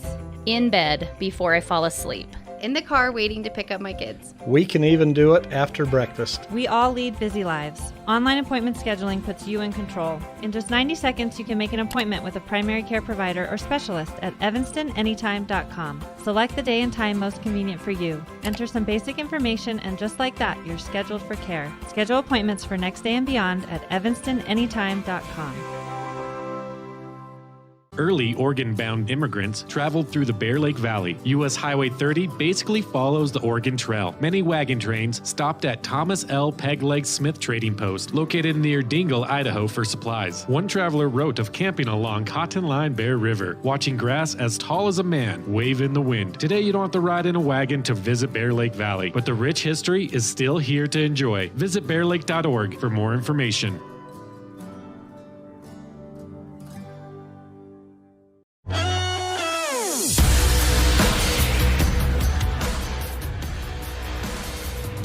Welcome back to the end of our Elling Ford Brothers halftime show. We've got just under 3 minutes to go. Actually, that's what the clock reads right now as we get ready for the resumption of Rich Rebel football. They trail the Monticello Buckaroos 20-6 after the first half. And we'll catch you up here on, if you are just joining us, it started with a Monticello touchdown thanks to a 43-yard touchdown run from Brevin Olson. That put the Buckaroos up 7-0. They responded with adding on 6 more points off a pick 6. And the Buckaroos were leading by 2 touchdowns, 14-zip. And then it was Conor Greer running for 11 yards, a Rebel touchdown run, and the first half touchdown for Rich since that first game against Kanab. However, that one-score game would not last the entirety of that second half. Monticello with a 1-yard touchdown QB run as time expired to put them back up by 14. So that's how we got to our 20-6 score on the Station on Main scoreboard. Rebels and Monticello Buckaroos in the regular season finale. A pair of 1-win teams, each side trying to get to 2 wins on the season. Rich lost to Monticello last year in their closest game of the season, and hopefully the Rebels can get back in this one and make it a close one as well. This Rebel defense has looked good so far. They've struggled in the run game as Olson has gashed him for over 90 yards in that first half. However, the Rebel defense has only given up 2 scores, and one of them just came right at the end of the game. I mean, every second mattered, and Monticello used every single bit of that clock. We've got under a minute to go until we get our kickoff, brought to you by Bear Lake Physical Therapy, helping Rebels get back in the game since 1998. We had a Garden City turnover, unfortunately off the arm of Riley Carrillo. Let's see if the Rebel defense can force a turnover. When Rich has won the turnover battle this year, they're 1-0. However, every other situation, loss or tie, they are 0-5. So that seems to be the big difference maker for the Rebels. That turnover battle, they're losing it by 1 right now. Let's have our fan cam, our Bear Lake. Look at our Bear Lake Realty fan cam, thanks to Gary and Amber McKee. We got some Rebel fans making the trip down south. It's about a 7-hour drive from Randolph, Utah, and even further if you're up in the Garden City neighborhood. That's our Bear Lake Realty fan camp, thanks to Gary and Amber McKee. They've got all of your Bear Lake Realty needs. You can contact them. All right. Here we go. We've got the third quarter of Rebel football coming up now. Third quarters are brought to you by the town of Randolph. Good luck for the Mayor, Lynn Weston, the board members, and the town clerk. That's our fan cam as we get ready to restart this one.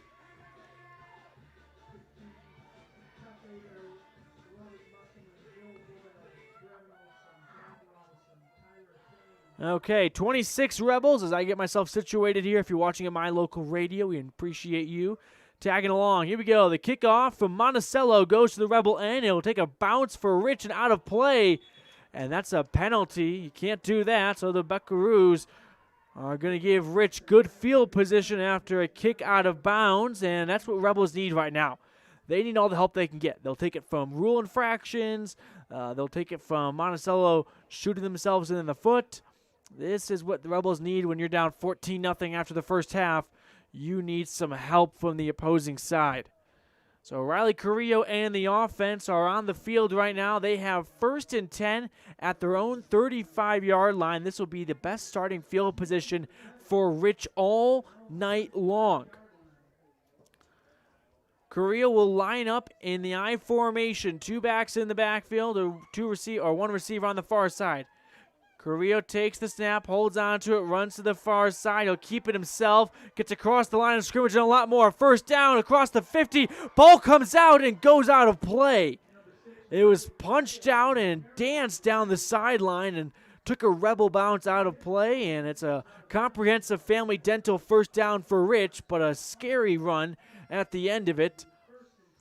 1st and 10 all the way at the 45-yard line. So a 21-yard run for Riley Carrillo. That's exactly what this offense needed to get back in this one. They are already in Buckaroo territory.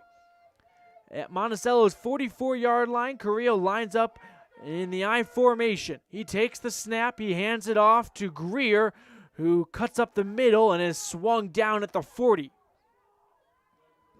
Conor Greer getting some touches out of the backfield. And it's about a 5-yard run for Greer. Greer having the lone touchdown run for the Rebels. He's up to 31 yards this evening. 2nd and 5 for the Rebels at the 40-yard line. Trailing 20-6 on the Station on Main scoreboard. Just over 11 minutes to go in our Town of Randolph 3rd quarter. Here's Carrillo in the I formation. He takes the snap. He'll hand it up to Conk, and Riker Conk is trying to spin his way near the 1st down marker. Let's see where they mark him down. It is going to be just shy. So about a 4-yard run from Conk. And it's 3rd and inches pretty much. Nope, they're going to give him the 1st down. Okay. So a 4.5-yard run is good enough for a Rebel 1st down. Riker Conk on his 4th carry of the day gives the Rebels the 1st down. Here is 1st and 10 for Rich from the 35-yard line. It's a shotgun snap to Carrillo. He holds on to it. He gets across the 35 and close to the 30. It'll be about a 4-yard run for Riley Carrillo. And the Rebels pushing the ball down the field with authority right now. They'll give Carrillo 3 on the run. Rebels at the Buckaroos 31-yard line, trailing by 14 early on in the 2nd half. Walker now checks into the backfield for Hayden Meek. Carrillo will line up in the I formation, and Walker runs off the field. Carrillo's smart to look back and make sure he's off the field. Takes the snap, hands off to Riker Conk up the middle, and Monticello this time holds strong. They will let Riker get back to the line of scrimmage, but that is it. So no gain on the play for the Rebels.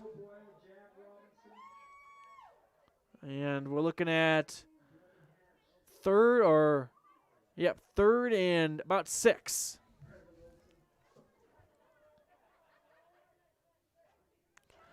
Third and 6 for the Rebels at the Buckaroos 30-yard line.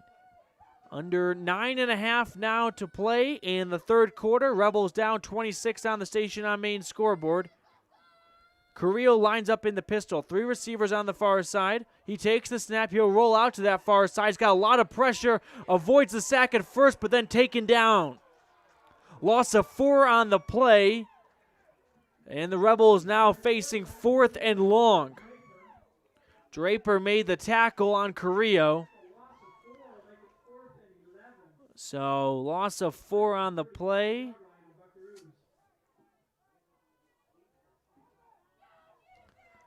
At the Buckaroos 35-yard line. And the Rebels have a big decision to make here. I think they're going to go for it. They're lining up to go for it. Carrillo lines up in the pistol. 2 receivers split out wide, 1 back in the backfield. He takes the snap, drops back to pass, has time, loads up over the middle, no one's home.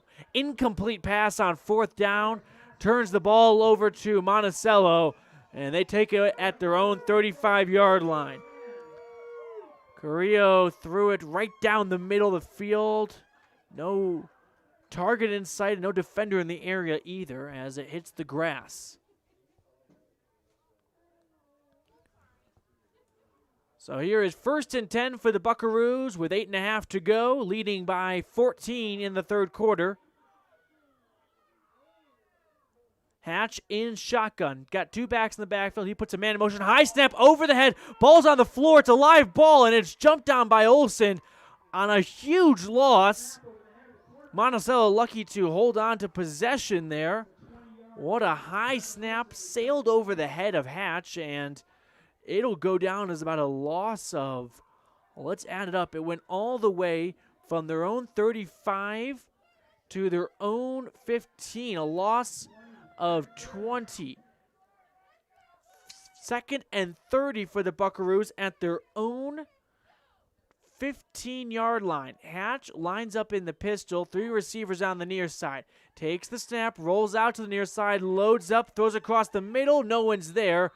He was looking for his man, Landon Ewert, but too far off the reach of Ewert for an incomplete pass.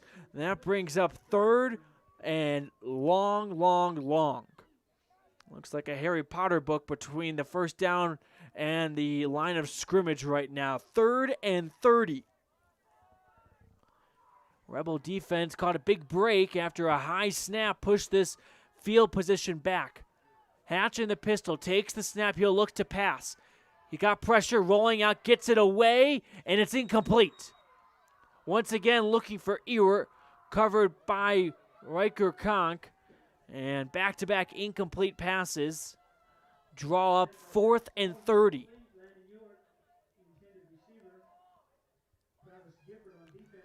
A big loss on 1st and 10, and now the Rebel defense forces a stop, and the Rebel offense will have good field position as 4th and 30. You can expect a punt from Monticello. Indeed, they do. They get it off. It's a high punt, but a short punt, and it's going to go all the way to the 31-yard line, and that is where Hayden Meek called fair catch, where he was tackled, though. So Meek called fair catch, and a Monticello Buckaroo, Easton Young, swung him down, and you can't do that. Someone calls fair catch, you got to leave him alone. So the Rebel offense currently has it at the 35-yard line, but a penalty against Monticello will push it into their own red zone. I believe it's a 15-yard penalty of personal foul for hitting after a fair catch was signaled. 7:31 to go in our third quarter, brought to you by the Rich County Government. Rebels trail 26 on the station on main scoreboard.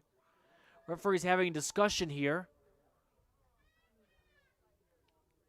And this ball is going to move much further down the field as it's a penalty on Monticello for interfering with a fair catch. And it's going to be picked up from the 35 and plopped down at the 25. 10-yard penalty. So the Rebels knocking on the red zone door of Monticello already. And they really need that as they're down 14. So 1st and 10 from the Monticello 25 for the Rebel offense now. Trailing by 14, Korea will line up in the pistol with 3 receivers on the far side. Riker Conk in the back. No, it's whistle's blown anyway. And the referee, yeah. I thought it was a 15-yard penalty, but I didn't want to say I was right and the referees were wrong. So now they pick up the ball and they move it the extra 5 yards that it should have been. So 1st and 10 from the Buckaroos 20. Carrillo takes the pistol snap. He runs up the middle after initially bobbling it, and it turns out to be a good play. Pick up a 5 by Carrillo on the QB run, all the way down to the 15 of Monticello. 2nd and 5 now for the Rebel offense.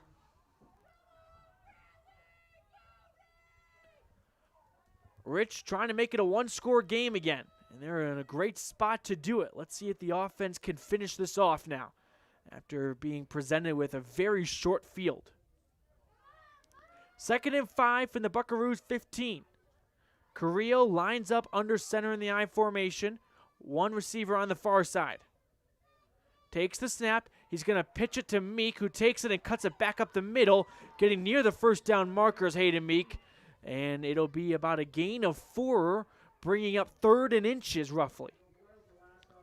So Meek stopped short of that first down line.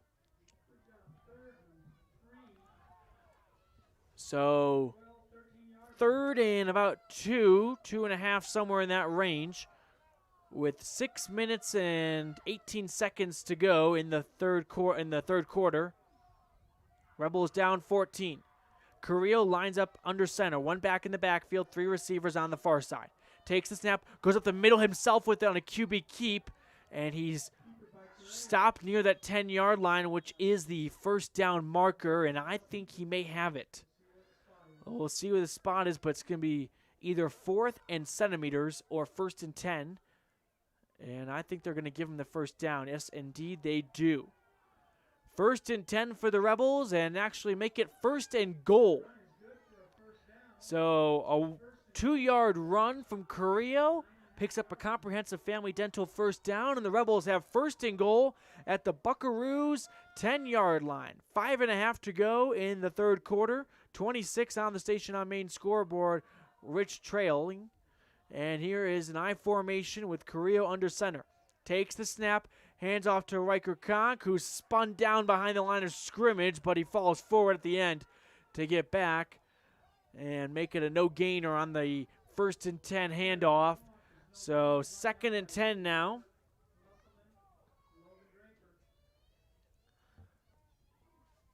(20-6), Rebels trailing. 2nd and 10 from the 10-yard line of Monticello. Carrillo in the offense. Capped off an earlier drive back in the first half with an 11-yard touchdown run, and they're right in the same spot here. Carrillo lines up in the I formation. 1 receiver on the near side. Takes the snap, pitches it to Greer. Greer picks up a lead block, bounces to the outside, gets across the 10. This time he's not going to go for a score, though, as he's pushed out of bounds at about the 8-yard line. It's the same play the Rebels drew up earlier to get an 11-yard touchdown run to Conor Greer. This time, though, it's only good for about 2.5.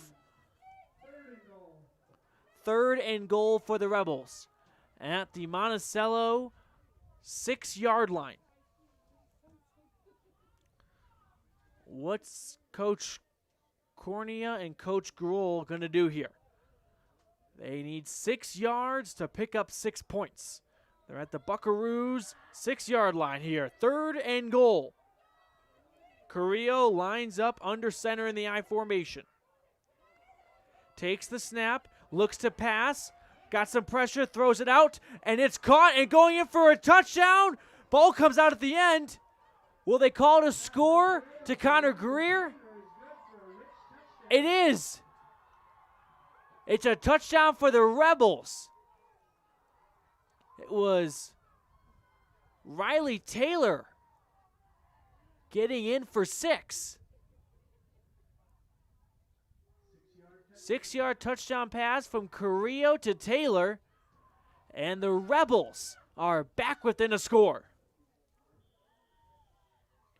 Carrillo throws his first touchdown pass of the season.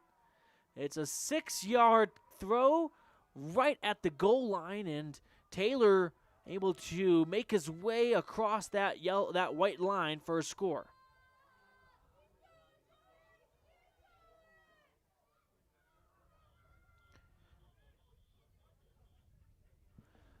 And the Rebels are going to talk things over right now. They are currently trailing 20-12. We'll update our station on main scoreboard. Let's see if they opt to go for 2 like they did last time, or will they kick the extra point? We'll keep it right here as a timeout is called. So it's Carrillo to Taylor for the 6-yard score with 4:26 remaining in the third quarter.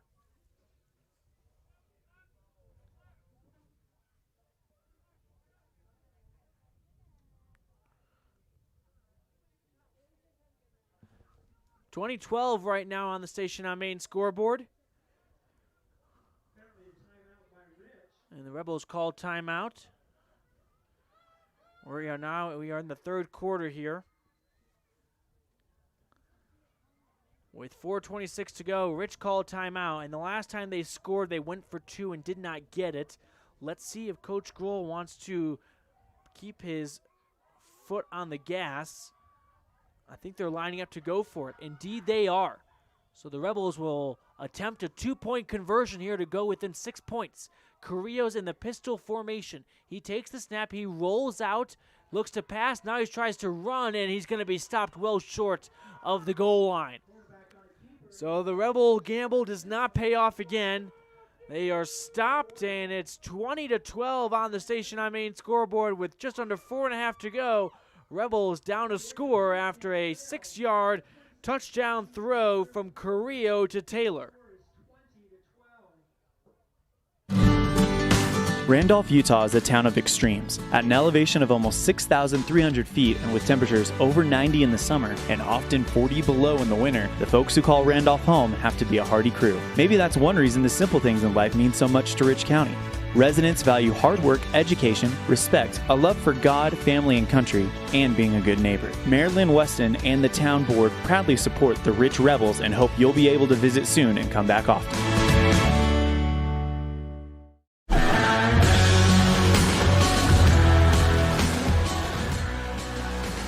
Rebels trail 20-12 on the Station on Main scoreboard after that touchdown run. That's a touchdown throw from Carrillo to Riley Taylor, a pair of Rileys connecting for 6. And now it's going to be a kickoff here, brought to you, as always, by Bear Lake Physical Therapy. Riley Carrillo just threw the touchdown. We'll restart the game with under 4.5 to go in our Town of Randolph third quarter. And the kick is a medium-sized kick. Bounce at the 22-yard line. Picked up by Draper. He crosses the 30, go to the 35, and that's where he stopped. So Logan Draper is going to put his offense at a good field position here, all the way out at their own 36-yard line. 4:20 to go in the third quarter. Rebels down 8 on the Station on Main scoreboard, 20-12. As Devin Hatch, the quarterback for Monticello, takes his huddle.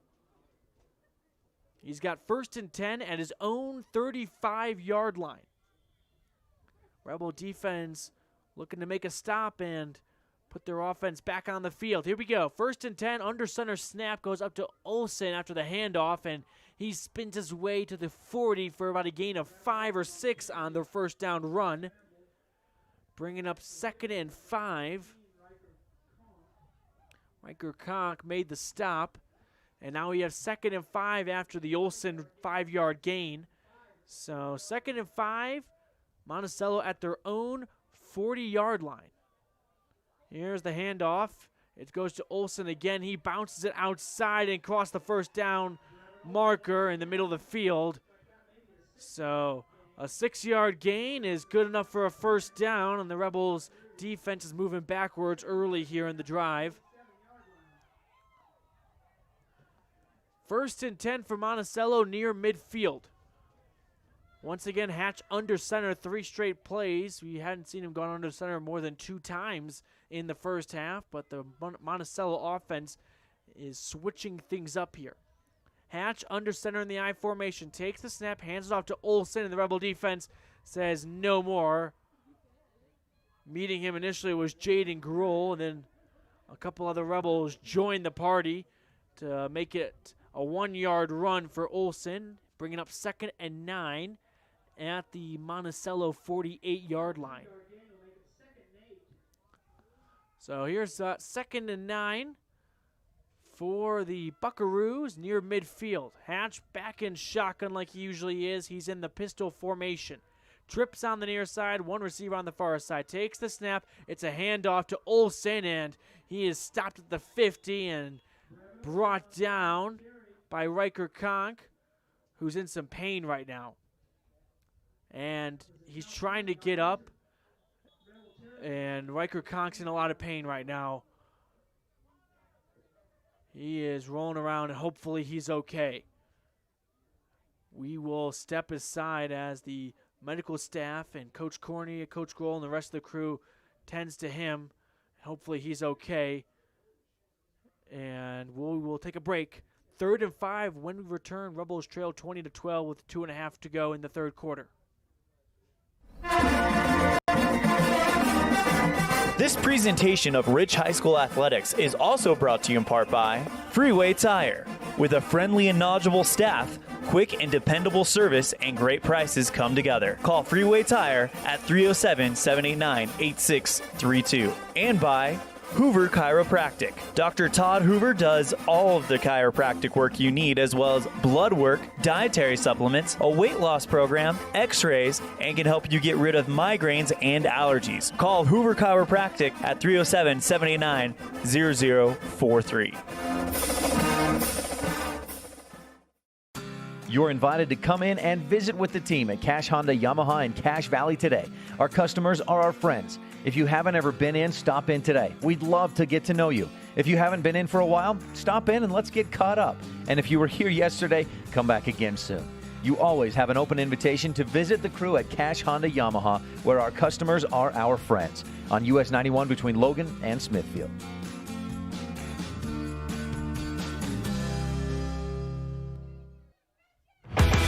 Here is 3rd and 5. Hatch throws it to the near sideline, caught by Draper, and he is able to tiptoe his way down the sideline near a first down. He should be good enough for a first down. Riker Conk kind of hopped off the field under his own strength, so that's always a good sight to see.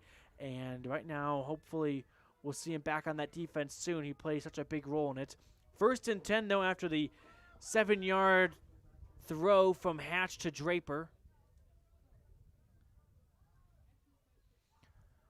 And Rebels have a low snap for Monticello, and the Buckaroos dive on it to maintain possession, but it will be a loss of about 4 on the play.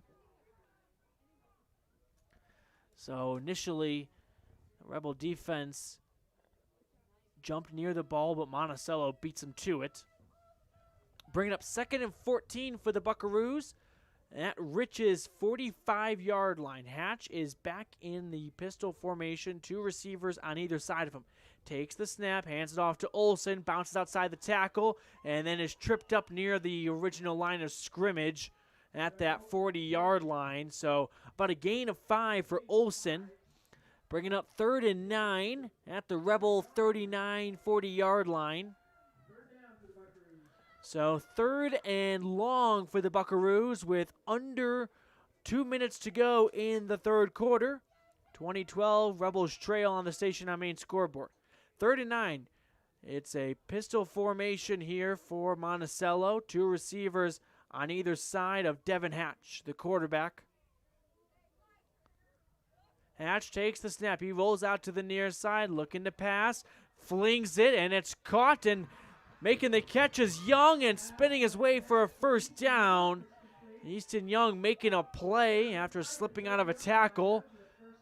And it's a 1st and 10, an 11-yard throw and catch between Hatch and Young, and now Young is hurt on the play. We had some bad luck from the injuries this evening. Hopefully Young is okay. And we'll step aside as Young sees some medical attention. 50 seconds to go in the third quarter. Rebels trailing 20-12 on the Station on Main scoreboard. It'll be 1st and 10 for Monticello at the Rebel 29-yard line when we return. Signage is a critical part of your business. It helps customers find your front door. Rocky Mountain Sign will provide you with expertly designed signs, LEDs, channel letters, as well as skillfully cut signage using wood, metal, plastic, and other mediums to help your customers find you with high-quality signage. Using the best technology, designs, and installation by Rocky Mountain Sign. Your signage says a lot about your business. Work with the professionals at Rocky Mountain Sign, 243 7th Street in Evanston, Wyoming. 2 roads diverged in a wood, and I I just purchased new tires at Plains Tire in Evanston. The trained tire technicians at Plains Tire expertly mounted, balanced, and aligned my new tires, so I was feeling good. While I was there, they changed my oil, checked my brakes, fixed my AC, and made sure my shocks were in tip-top shape. And with their lifetime alignment checks and tire rotations, I was ready to roll. So, thanks to Plains Tire, when 2 roads diverged in a wood, I took the one less traveled. Plains Tire, 157 Bear River Drive, Evanston.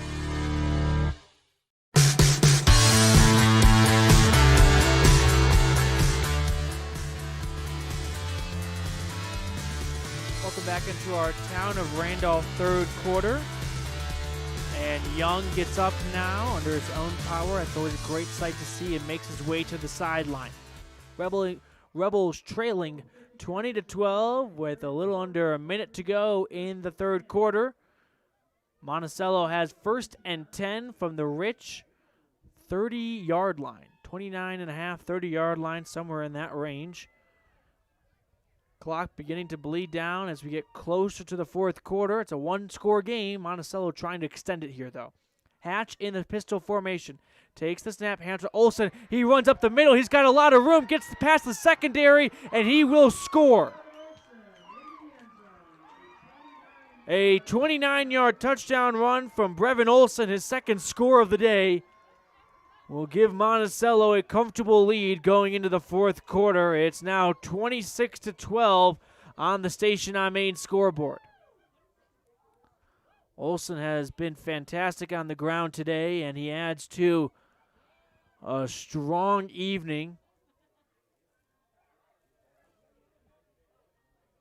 It is now 26-12. Rebels back down 14, and it can become a 15-point game. No, they're going to go for 2 now. Here's a 2-point conversion. Hatch drops back, looks to throw it, flinks to the end zone, and it's caught for 2 points. 28-12. And this game is not nearly as close as it used to be. It's a 16-point margin, the largest of the evening. And with 29 seconds remaining in the third quarter, the Rebels find themselves in a big hole here. They're down 2 scores, 28-12 after a 29-yard touchdown run from Olsen, his second of the evening. We'll keep it right here as we wait the ensuing kickoff. Olsen is up to nearly 150 yards on the ground today. He scored the first touchdown run on a 43-yard sprint down the sideline. And now it's a 16-point lead for the Buckaroos. Rebels have scored 2 offensive scores today. That's the first time they've done that all season, but 2 is not going to be enough. They need to pick up a couple more at least to get back in this one and try and tie the game. They need 2 touchdowns and 2 two-point conversions as the score currently sits. We're at the final ticks of the clock here in our Town of Randolph third quarter. We'll have our Bear Lake Realty fourth quarter up next. But back to receive, the kickoff is Walker and Greer standing at their own 10-yard line. And now here comes the kick. It's a line drive kick. Will go to Walker. Lets it bounce a couple times. Picks up the 20, across the 25. Now cuts field and turns around, circles the defense, and he's going to go down for a loss. Moves himself back to the 22-yard line. Did that ball come out? That may be a loose football. And I'm not sure if Walker was ruled down on the field. Nope, it's Monticello football. Walker fumbles, and Monticello can put the nail in the coffin as they take over all the way in Rebel territory, deep into it as well, near the 15-yard line of Rich. 1st and 10 for the Buckaroos after the fumble on the kickoff. So now it's 1st and 10 for Monticello with 18 seconds to go in the third quarter, already leading by 16. Hatch is lined up in the pistol formation. A whistle is blown, though, and a timeout is called. We will keep it here for you. Monticello all of a sudden just turned the momentum in their favor greatly. A long drive down the field, a big run to cap it off, and then a fumble recovered by the Buckaroos deep into Rebel territory, and Rich is looking at a 16-point deficit. This defense has got to make a stop here. It's asking a lot after just coming off the field to get back on it and come up with a stop on a very short field. Monticello starting in the Rebel red zone between the 15 and the 20. Let's see what the Monticello offense is going to do here. They probably will get one play into this third quarter before it wraps up, and then a desperately needed break will be given to the Rebels going into the fourth quarter to kind of talk things over on defense and regroup and go from there. But now we have 1st and 10 for Monticello at the Rebel 17-yard line. Hatch is going to line up in the pistol formation, 2 receivers on either side of him. Olsen stands behind his tail. Low snap goes to Hatch. He's able to corral it. Now he looks to pass. He's going to run instead. Gets across the 15 to the 10 to the 5. Gets breaks through a tackle. Touchdown. A 17-yard touchdown run from Devin Hatch. And the lead grows for Monticello. They're up by 24. It's now 34-12. A 22-point lead actually here for Monticello. And they will kick the PAT to make it a 23-point lead. As the kick is going to be taken by Casey Benji, and he gets snap. Snap is good, hold is good. The kick is right down the middle. So point after attempt is good, and with 9 seconds to go in the third quarter, which just seems like it will not end, the Rebels trail 35-12. It was 20-14 at the half. Rich scored to come within 8. Did not get the 2-point conversion. And Monticello has pulled away a couple of scores. A 29-yard touchdown run from Olsen. And then a 17-yard touchdown gallop from Hatch. And that's been the big difference maker here. As it's now 35-12 Buckaroos in Monticello. Rebels, they got to pull out all the stops in the fourth quarter. I'm not talking just defensively, offensively. When you're down by that big of a margin, you can't afford to have a 5 to 6 minute drive. It just eats up too much clock. You got to score, and you got to score in a hurry. And this Rebel offense has looked its best all season tonight, but they need to get better in this fourth quarter if they want to pull off this comeback here. So Walker and Greer are going to be back to receive the kick. They stand at their own goal line, 2-3 yard line, as the kick is a high kick. It bounces and goes to Greer, who picks up with one hand, crosses the 20 to the 25, cuts up field, and is tackled at the 30. With 1 second remaining in the third quarter, brought to you by the town of Randolph, the Rebels will have 1st and 10 at their own 30-yard line. And banged up on the play is Conor Greer. That's not what you want to see. He limps off the field. Hopefully he's okay and can return to the game. It's 1st and 10 for Rich, trailing 35-12 on the Station on Main scoreboard with 1 second to go in the third quarter. Rebel offense has one play here as they break the huddle. Carrillo's going to line up in the pistol formation. Couple backs in the backfield. He takes the snap, high snap. He'll hand it off on the end around, and it goes to Meek, who makes a couple guys miss, keeps going, and all the way out to the 40-yard line. So the Rebels pick up 10 to end the third quarter off the legs of Hayden Meek. And that will conclude our Town of Randolph third quarter. The Rebels are in a big hole. It's 35-12 Monticello on the Station on Main scoreboard when we return for some fourth quarter Rebel football. Keep it right here on Rebel Radio, 98.3 FM KADQ. If the idea of owning your own home in beautiful Bear Lake sounds like more than your finances can handle, visit the experts at Bear Lake Realty to learn how you can make it happen. Gary and Amber McKee at Bear Lake Realty can show you how to buy a home and rent it out, so it pays for itself while you enjoy it some of the time as well. And soon, you'll have your own place in the Caribbean of the Rockies. No one knows the market better, and no one else serves you better than Bear Lake Realty. When you think about Bear Lake, think family, fun, fishing, beaches, boats, green, and great food. Think water, wildlife, trails, and shakes, snow, scenery, and sun. Think summer. Go to bearlake.org and plan your visit today. Visit Scenic Idaho.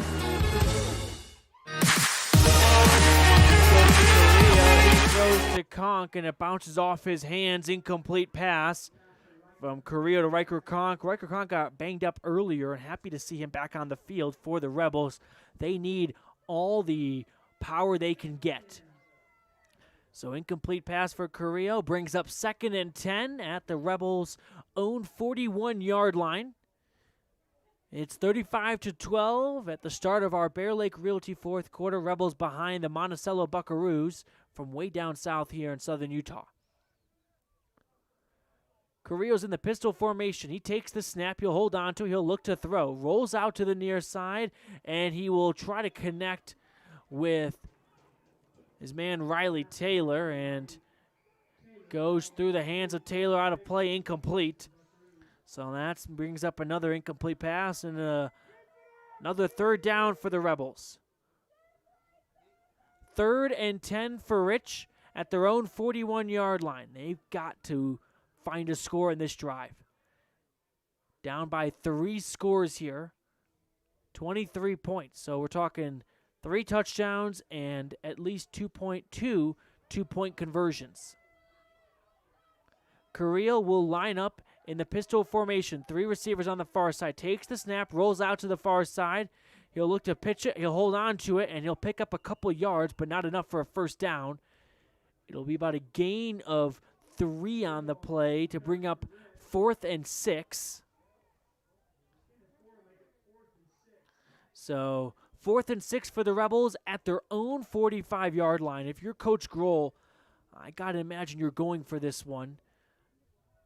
You can't turn the ball over to Monticello and let them chew up more clock at the very least if they don't even score. So the Rebels are going to break the huddle in a moment here with 4th and 6 awaiting them at their own 45-yard line.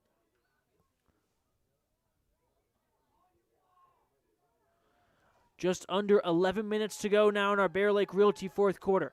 Here is 4th and 6 for the Rebels. They're at their own 45-yard line. Carrillo is in the pistol formation.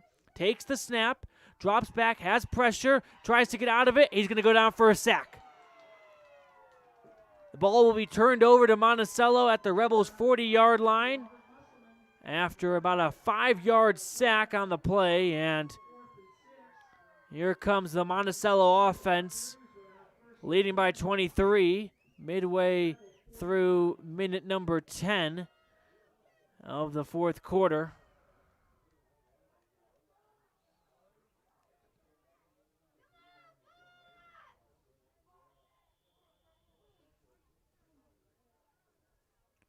First and 10 for Monticello at the Rebels' 40-yard line. Snap goes to Hatch. He hands out to Olsen, and he's going to be stopped at the line of scrimmage. So the Rebel defense not giving up here, trying to force a 3 and out, and that's a good start to it. No gain on the play, brings up 2nd and 10. And they're actually moving back a yard. So the Rebel defense doing really all they can.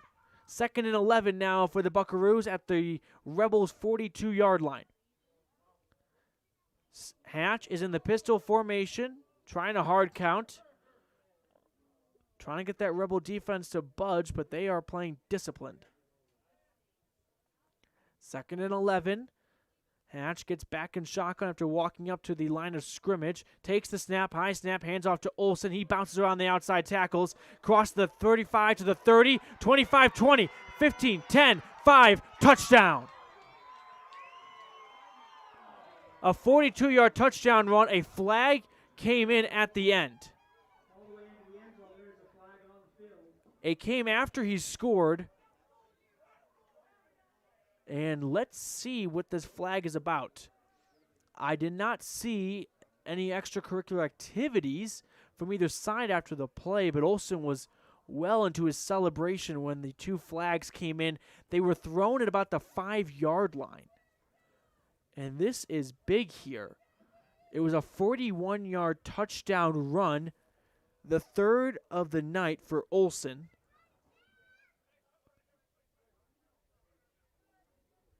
And are we going to have a block in the back of some sorts or something? They have not put 6 points on the scoreboard yet. And this ball is going to be walked back. A penalty against Monticello. So the Rebels catch a huge break. I think it's a block in the back on Monticello. They do have 1st and 10 from the Rebel 19-yard line.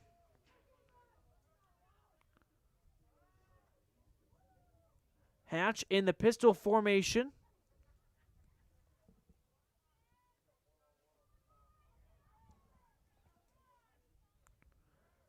Gets back in the shotgun here. Takes the snap. He'll look to throw. Swings it across the middle of the field, and it is caught by Draper. And it's good enough for a 1st down, or close to it at least. Yep. They're going to give him 9.5 yards, essentially, on the throw and catch. So 2nd and inches from the Rebels' 11-yard line. 8.5 to go in the game. Rich trails 35-12 on the Station on Main scoreboard. Hatch in the pistol formation. 3 receivers on the far side, 1 on the near side. He talks up to his offensive line, gives some commands, and backpedals back into the shotgun formation. Takes the snap. He's going to hand off to Olsen, and Olsen tries to bounce off a couple of tackles, but is unable to, and is stopped behind the line of scrimmage.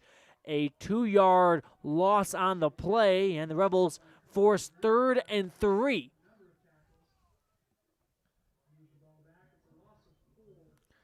So they actually cite him a loss of 4 on the play.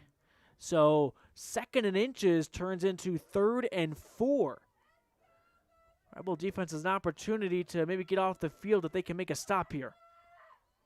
Here's 3rd and 4 from the Rebels' 14-yard line. Hatch takes the shotgun snap, got pressure, runs up the middle, looks to pass. Then he's going to be tackled and near the 1st down marker, but he's going to be short.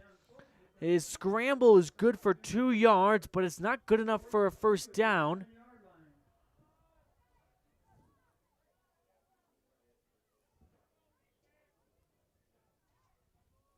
So we're looking at 4th and 2 for the Buckaroos.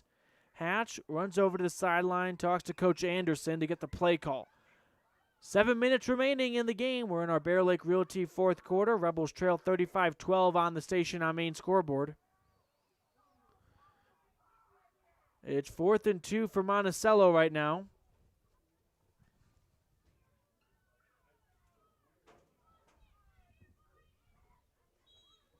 And the Buckaroos are going to call a timeout, it looks like. A timeout is called by Monticello. We will step aside with 6:41 to go in the game. Rebels trail 35-12.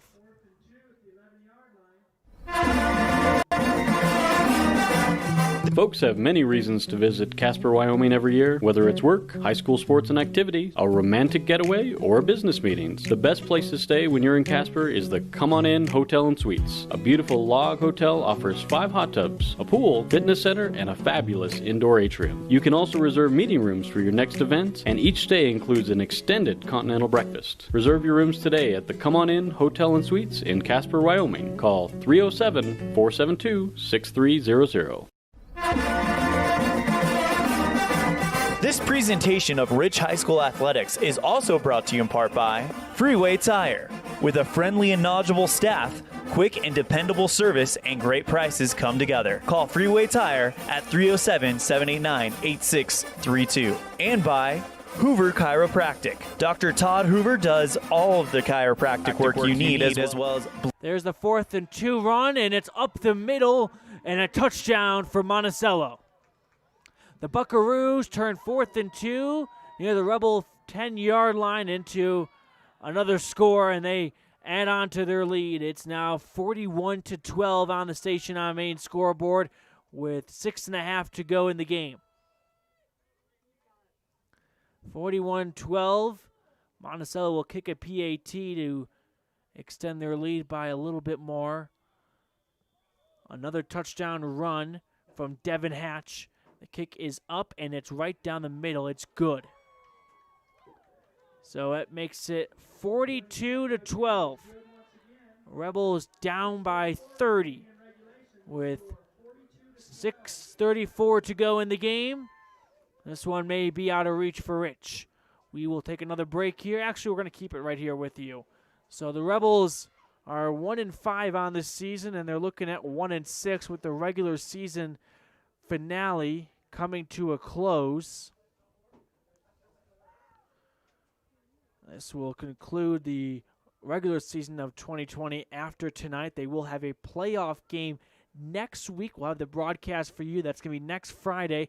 We don't know who it will be against, though. That is to be determined.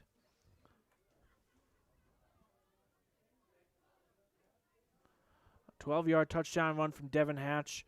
Tacked on 6 more. It's 42-12. I was in the middle of adding up all the scores and the stats when Hatch punched it in, added more to my to-do list here. Greer and Walker are back to receive the kickoff. They stand at their own 6-yard line. Be sure to stay tuned for the post-game show after this one. We'll have our Jimmy John's Freaky Fast recap. It's always brought to you by Epic Recreation. The kickoff is a bouncing kick, and it goes near the 15-yard line, picked up and crossing all the way to the 20-ish, maybe 22-yard line. That's Trey Walker. And the Rebels will have a long field ahead of them, down 30. Under 6.5 to go in the game. Offense coming on the field, and let's see if Riley Carrillo can put up some points here. His offense really needs it. Rebels had not played football in 20 days. Had to go all the way back to that North Summit loss before their last game. Last two weeks were canceled. They were confident and excited for tonight, and things have not gone according to the script. Here's Carrillo in the I formation. He's under center. He takes the snap. He hands it off to Meek in the middle, and Hayden Meek gets out to the 30-yard line on a 1st and 10 run from the 25. And we have another injured player on the field. And hobbling his way to the sideline is Hayden Weston. He's actually going to stay in the game.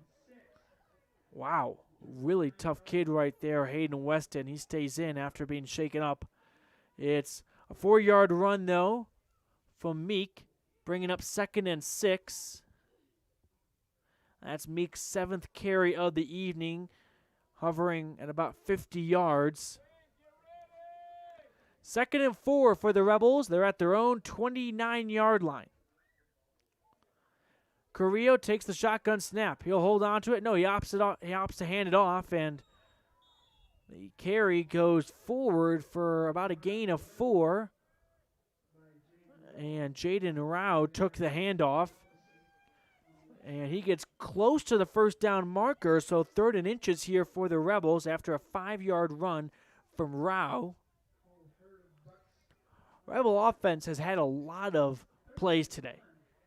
That's not been the issue. They've gotten plenty of touches. We haven't seen many 3-and-outs, if at all, actually. But it's 3rd and inches for the Rebels at their own 34-yard line. I-formation snap goes to Carrillo, and a miscommunication. He bounces off the outside, gets across the first down marker. So Carrillo wanted to hand off to Riker Conk, and the two of them were not on the same page, and Carrillo said, all right, I'll do it myself. And he ran around the edge, and now he hobbles to the sideline. He looks to be a little shaken up. He's limping. But a first down comprehensive family dental run from Riley Carrillo will give the Rebels 1st and 10 at their own 38-yard line.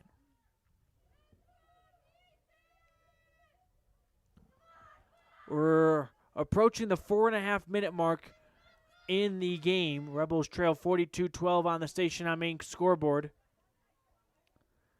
And I think we have Hunter Pace. Indeed, we do. The backup quarterback. He's done a good job of filling in when needed to. He has thrown a touchdown pass this season. He's under center in the I formation. Takes the snap, hands it off to Riker Conk, and Riker is going to bear crawl his way near that first down marker. What a great effort there by Conk.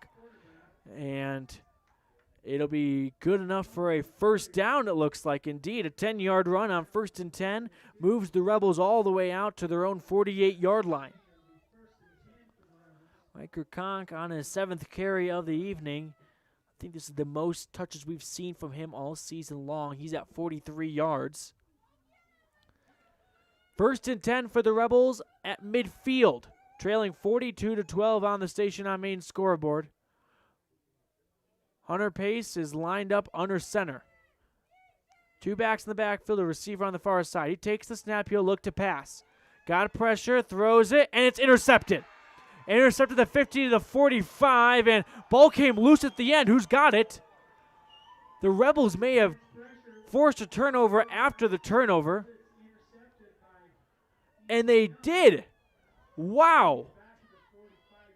So the interception is not going to do much. It was fumbled and then recovered by the Rebels at their own 45-yard line.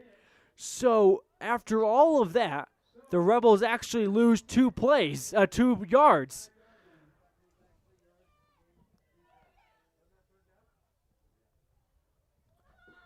Fumble after the interception gives the Rebels 1st and 10, a fresh set of downs at their own 45-yard line. 3.5 minutes remaining in the Bear Lake Realty 4th quarter. Pace in the I formation. He takes the snap. He hands it off to Conk. It's actually Carrillo back in the game now. And the handoff goes to midfield by Riker Conk. So good to see Riley Carrillo back in the huddle. And Riker Conk picks up 5 on the run.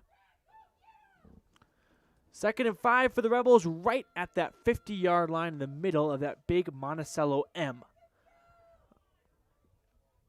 Carrillo and the offense break the huddle. He's going to line up in the pistol formation. Looks to his left, looks to his right, takes the snap, looks to pass, got some pressure, rolls away from it. Now he heaves it down the field, and it's going to be caught. No, it goes to the fingertips of Hayden Meek. It looked like he had it for a moment, but it's ruled incomplete. Would have been good for about a gain of 25, but it's incomplete after the throw, and Rebels now have 3rd and 5 from the 50. Under 3 minutes to go in the game now. Rich trailing by 30, 42-12. And the crowd erupts for a Monticello player entering the field right now. I'm not sure who it is, not on the roster, but here is 3rd and 5 for the Rebel offense at the 50-yard line. Carrillo is under center in the I formation, takes the snap, hands it to Conk, who runs out to the left side and sprints near the line of scrimmage, and he's tackled shy of it, about a gain of 3 for Riker. And that brings up 4th and about 1 out at the Monticello 46-yard line. It seems like a very special moment just happened for a particular Buckaroo player. Unsure about the context, but everyone's on their feet applauding him right now. Here's 4th and 1 for the Rebel offense. They got to gain 1, and movement before the snap is going to result in a false start from the Rebels. So 4th and 1 will turn into 4th and 6.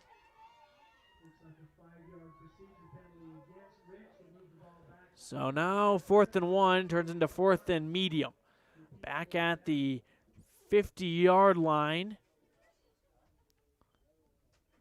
Just over 2 minutes to go in our Bear Lake Realty fourth quarter. Rebels down 42-12. And they got to gain 6 here to keep it alive, or else Monticello's going to take some knees and put this one to bed. Be sure to stay tuned for our post-game show. It's brought to you by Epic Recreation. We got a lot going on. Hopefully, Coach Gould will make his way up here afterwards. 4th and 6. Carrillo is in the I formation. Takes the snap. Hands up to Riker Conk. He runs across the first down marker and picks up an extra yard or 2. So Riker Conk has been the bell cow back for this Rebel offense. He gains 8 on 4th and 6, and the drive stays alive for the Rebels.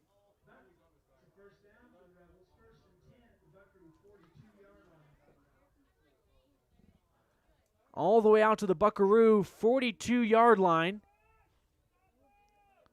Rebels with 1:20 and counting to go in our Bear Lake Realty fourth quarter have Carrillo in the pistol formation. Takes the snap, drops back to pass, throws to the far side, and it's incomplete. Too tall for Hayden Meek. So Carrillo is 2 for 9 today.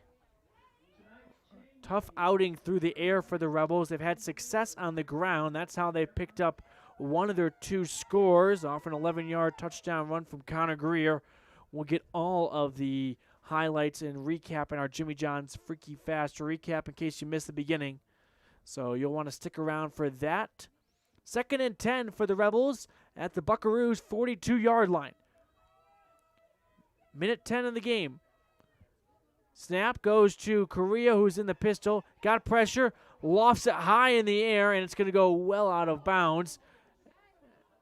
And a couple of Buckaroo players were hit hard. I think a member of the coaching staff, someone was just derailed. Hopefully he's okay. Nevertheless, though, we have 3rd and 10 now. After the incomplete pass, Rebels are at the Monticello 42. They got to get to their 32. That's 10 yards, and that's what they need here. Minute 3 to go in the game. Rich trailing by 30 in the final game of the regular season.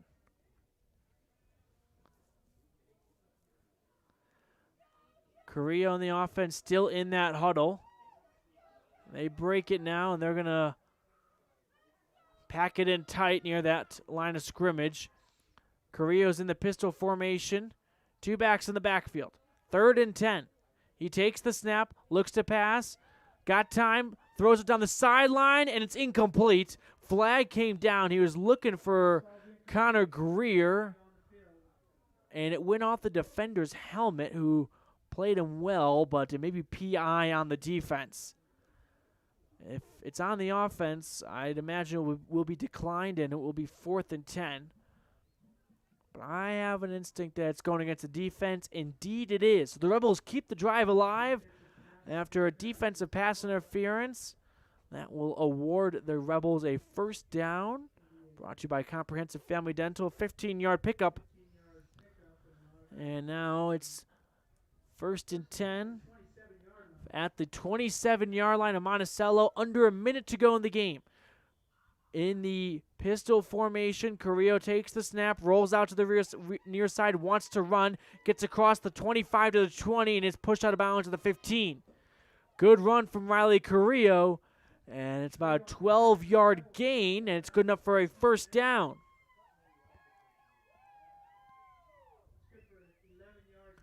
So the Rebels are in the red zone. They're at the 16-yard line of Monticello. 47 seconds to go in the fourth quarter. Rebels trail 42-12. First and 10 for Rich at Monticello's 16-yard line. Carrillo's in the pistol formation. 2 backs in the backfield. Takes the high snap. He'll hand it off to Riker Conk. He's got one man to beat. He does it, and he's going to go all the way to the goal line and stopped at the 1. So Monticello rallies to the ball and stops Riker Conk right at the goal line after about a 15-yard run.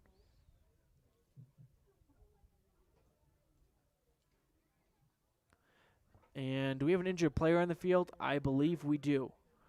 Is it Riker Conk? I'm afraid it may be.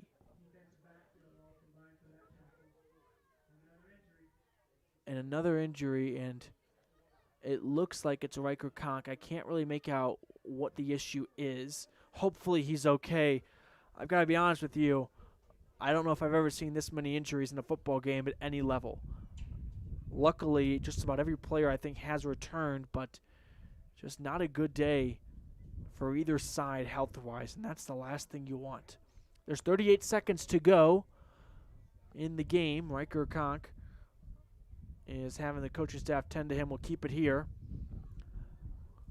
We hope you can join us for the post-game show.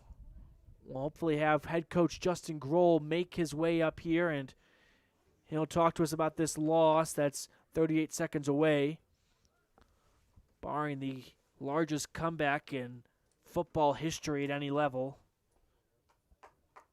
And Riker Conk receives an applause as he jogs off the field, and that's what you want to see. Hopefully it's a stinger or just something in that nature, but he did give the Rebels a great first and goal from the 1. So the Rich has first and goal from the 2-yard line. Carrillo's going to line up under center. 1 back in the backfield, 3 receivers on the far side. First and goal from the 2. Takes the snap, looks to pass, has pressure. Now he's running. Can he get in? He does. Touchdown, Rebels. Riley Carrillo with a 2-yard touchdown run, and the Rebels score late in the fourth quarter. It's 42-18. So Rich tacks on 6. Just before the clock expires, there's 27 seconds to go in the game. And that's Carrillo's second score of the day. He threw a touchdown pass earlier.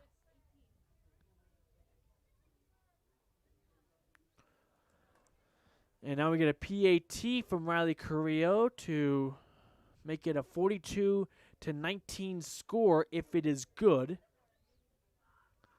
Snap is good. The hold is good. The kick is going to make its way eventually and through the uprights. So 42-19. Rebels cap off a long drive, convert some key third downs, and it's Carrillo punching in on a 2-yard touchdown run. We'll step aside, and when we return, we'll have the conclusion of this one. Don't go anywhere. Rebels trail 42-19. We know that when you think of Plains Tire in Evanston, you always think The Tire Professionals. Quality customer service. They're friendly with great prices. I really like Plains Tire in Evanston.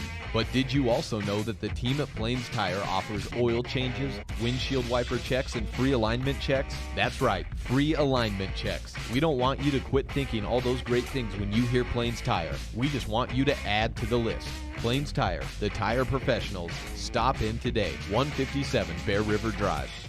Whether you're kicking up dust in the hills, making waves down on the lake, or taking advantage of the world's greatest powder, don't just hope to have fun. Take that sled by the handlebars and make your time at Bear Lake epic. Epic Recreation rents equipment and cabins for your vacation fun at beautiful Bear Lake. From watercraft large and small to UTVs, sleds, and more, Epic Recreation has it all to go on-road, off-road, or out on the Caribbean blue water. Book your adventure at epicrecreation.net.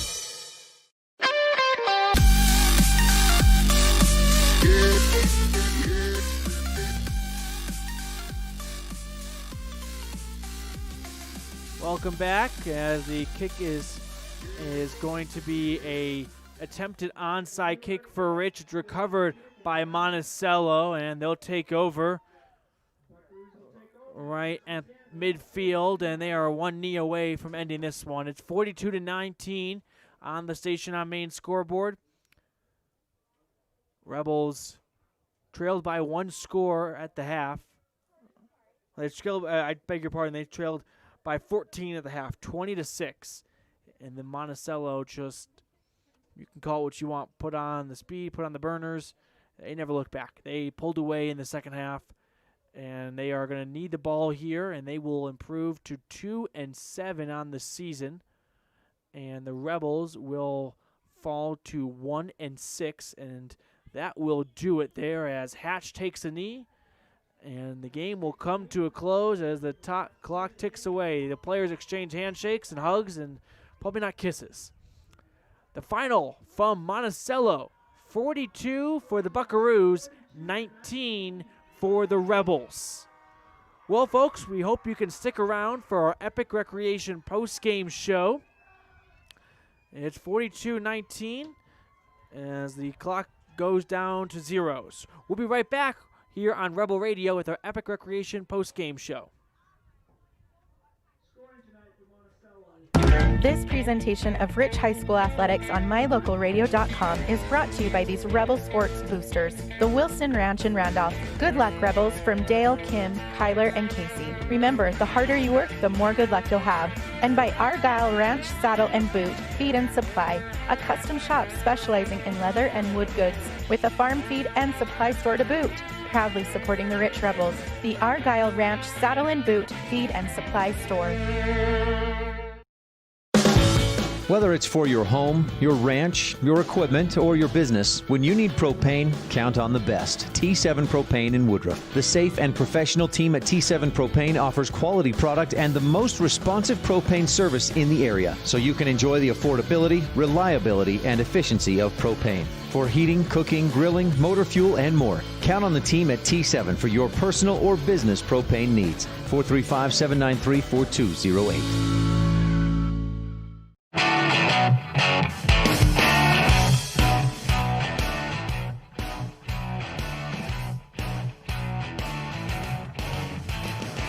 Welcome into our Epic Recreation post-game show. Rebels fall 42-19 against the Monticello Buckaroos in the regular season finale from Southern Utah. Welcome into our Epic Recreation post-game show. Let's get into our Jimmy John's Freaky Fast recap. We've got a lot to recap, so let's make it freaky fast. That's what Jimmy John's does best. So the game opened up with a 43-yard touchdown run from the Buckaroos off Brevin Olson. That would not be his only score of the game. He would do that a couple more times. Then Monticello tacked on a 37-yard pick six to go up 14-6, and that would put them in comfortable cruising condition there. And then the Rebels did respond with an 11-yard touchdown run from Conor Greer, his second score of the season and first touchdown run. He had a touchdown catch back in Layton Christian Academy. So it's 14-6. The Rebels not convert the two-point conversion. Monticello tacked on a 1-yard touchdown run as the clock was expiring in the first half to push their lead back to a two-possession score, 20-6. So that was the halftime score. Rebels down 14. Anyone's game, maybe? Unfortunately, that would not hold true.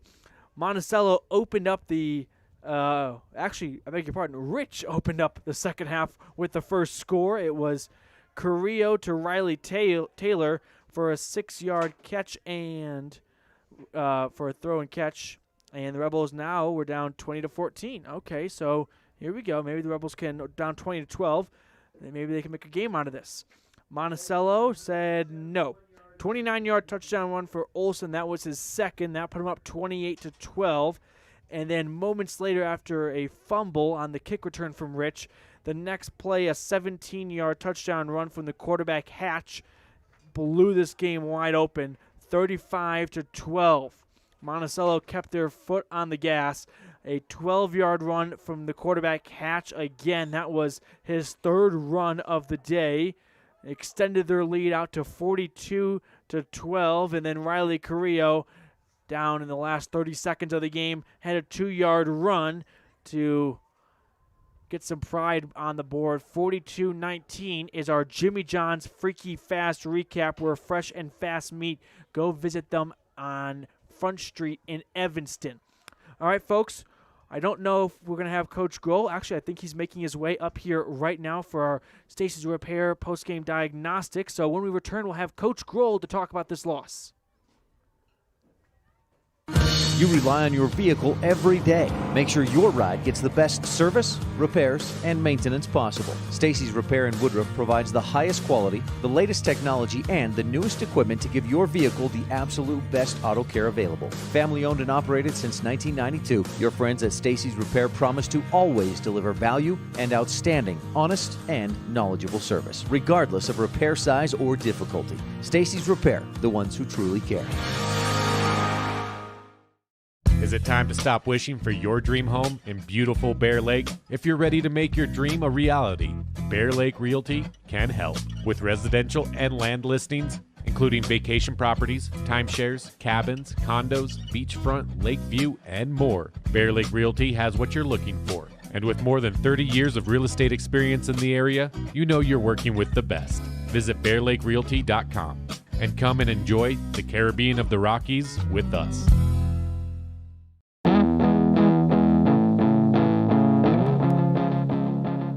Welcome into the continuation of our Epic Recreation post-game show. It's now time for our Stacy's Repair post-game diagnostics. Need a repair, take it to the ones who truly care. And Coach, this is a tough loss. 42-19, the final. What went wrong overall? What was your first initial response? You know, I don't know if we come to play as much as we should have. I think that we, for some reason, we have to seem to give everybody a boost and give them a score before we even decide we want to play. And we did that. And then we just couldn't. We kept making too many mistakes. Mistake after mistake was killing us. Coach, what was the conversation like at the half, down 2 scores? You know, we was telling them, you know, we can come and score. We just have to. We drove the ball there in the first half, and then it was we just got to stop them and make some plays. And we just didn't have anybody really step up and make some plays tonight. Coach Grohl, final question for you. We saw one too many injuries today. Is everyone okay?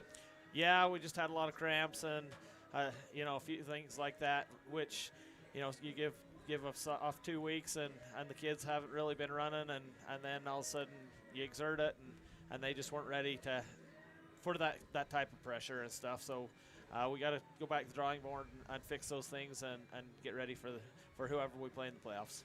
Coach Grohl, thank you for your time tonight. Thank you. That's head coach Justin Grohl for the Rich Rebels on our Stacy's Repair post-game diagnostics report. We appreciate the Coach Grohl gives us every time. All right, we're going to continue on here in our Epic Recreation post-game show. When we come back, we'll have our Western Ag Credit Roundup. Our Western Ag Credit Roundup calendar. So keep it right here on Rebel Radio. Whatever takes you to Evanston, whether it's high school sports, a teaching conference, music festivals, speech and debate, or your job, always book your hotel reservations at the Best Western Dunmar Inn. With 165 ground-level rooms on 10 acres, the Best Western offers everything you need, including newly renovated rooms, a business office, workout room, outdoor pool, and full-service restaurant, plus complimentary breakfast with every stay. Whenever you're in Evanston, make your hotel reservations with your friends at the Best Western Dunmar Inn.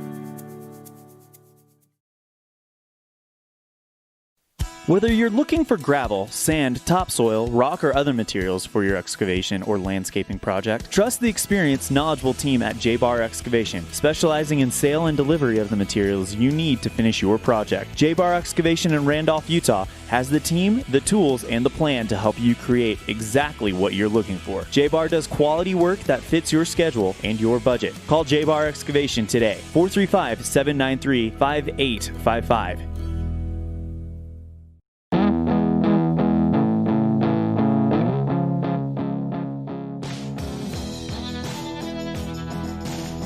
Rebels lose to the Monticello Buckaroos 42-19. a blowout at the end of the game there. As we continue on our Epic Recreation post-game show, let's get to our roundup calendar. All right, tomorrow, that's right, the volleyball team is back on the court. They're going to play at Tabiona, 7 p.m. first serve. You can catch the pregame show at 6:30. Look forward to that one as the Rebels will close out their regular season. So both fall sports ending this weekend, regular season-wise. We've got the postseason to look forward to afterwards. All right, next Wednesday, October 21st, the cross-country team, which had a great showing down in Manila for the regionals, will go to Cedar City for the state meet. 3 and 3:30, the boys and the girls run then. So exciting news for the cross-country team and Coach Worthland. And as for the football team, they're back in action 8 days. So next Friday for the first round playoff game, we should know sometime Saturday or Sunday who they will face off against. It'll be on the road, though. And then the following Friday, the volleyball state playoffs begin at Union High. It'll be a 2-day doubleheader affair. So exciting stuff for the volleyball team as they look to pick up another state championship. Well, folks, that will do it for us here from Monticello. The Rebels get 19. The Buckaroos put up 42. In the conclusion of the regular season of 2020 Rich Rebel football, Rebels go to 1-6. Monticello improves to 2-7. For my producer, Alyssa McDaniel, I'm Matthew Peterson signing off, and we appreciate you joining us here from Monticello. Once again, your final 42-19 Buckaroos over the Rebels.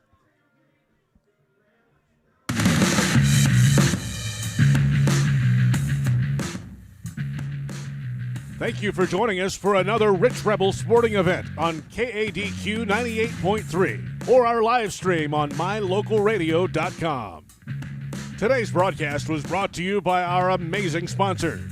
Rebel Football is brought to you by Evanston Regional Hospital, Cash Honda Yamaha in Cache Valley, the Come On In Casper, Plains Tire, Hoover Regional Chiropractic, the Best Western Dunmar Inn and Legal Tender, Freeway Tire, Auto Farm Chevrolet, Bear Lake Convention and Visitors Bureau. The proceeding has been a fully owned production of Old West Media and Cook Brothers Broadcasting. No portion can be used or rebroadcast without the express written consent of the aforementioned rights owner.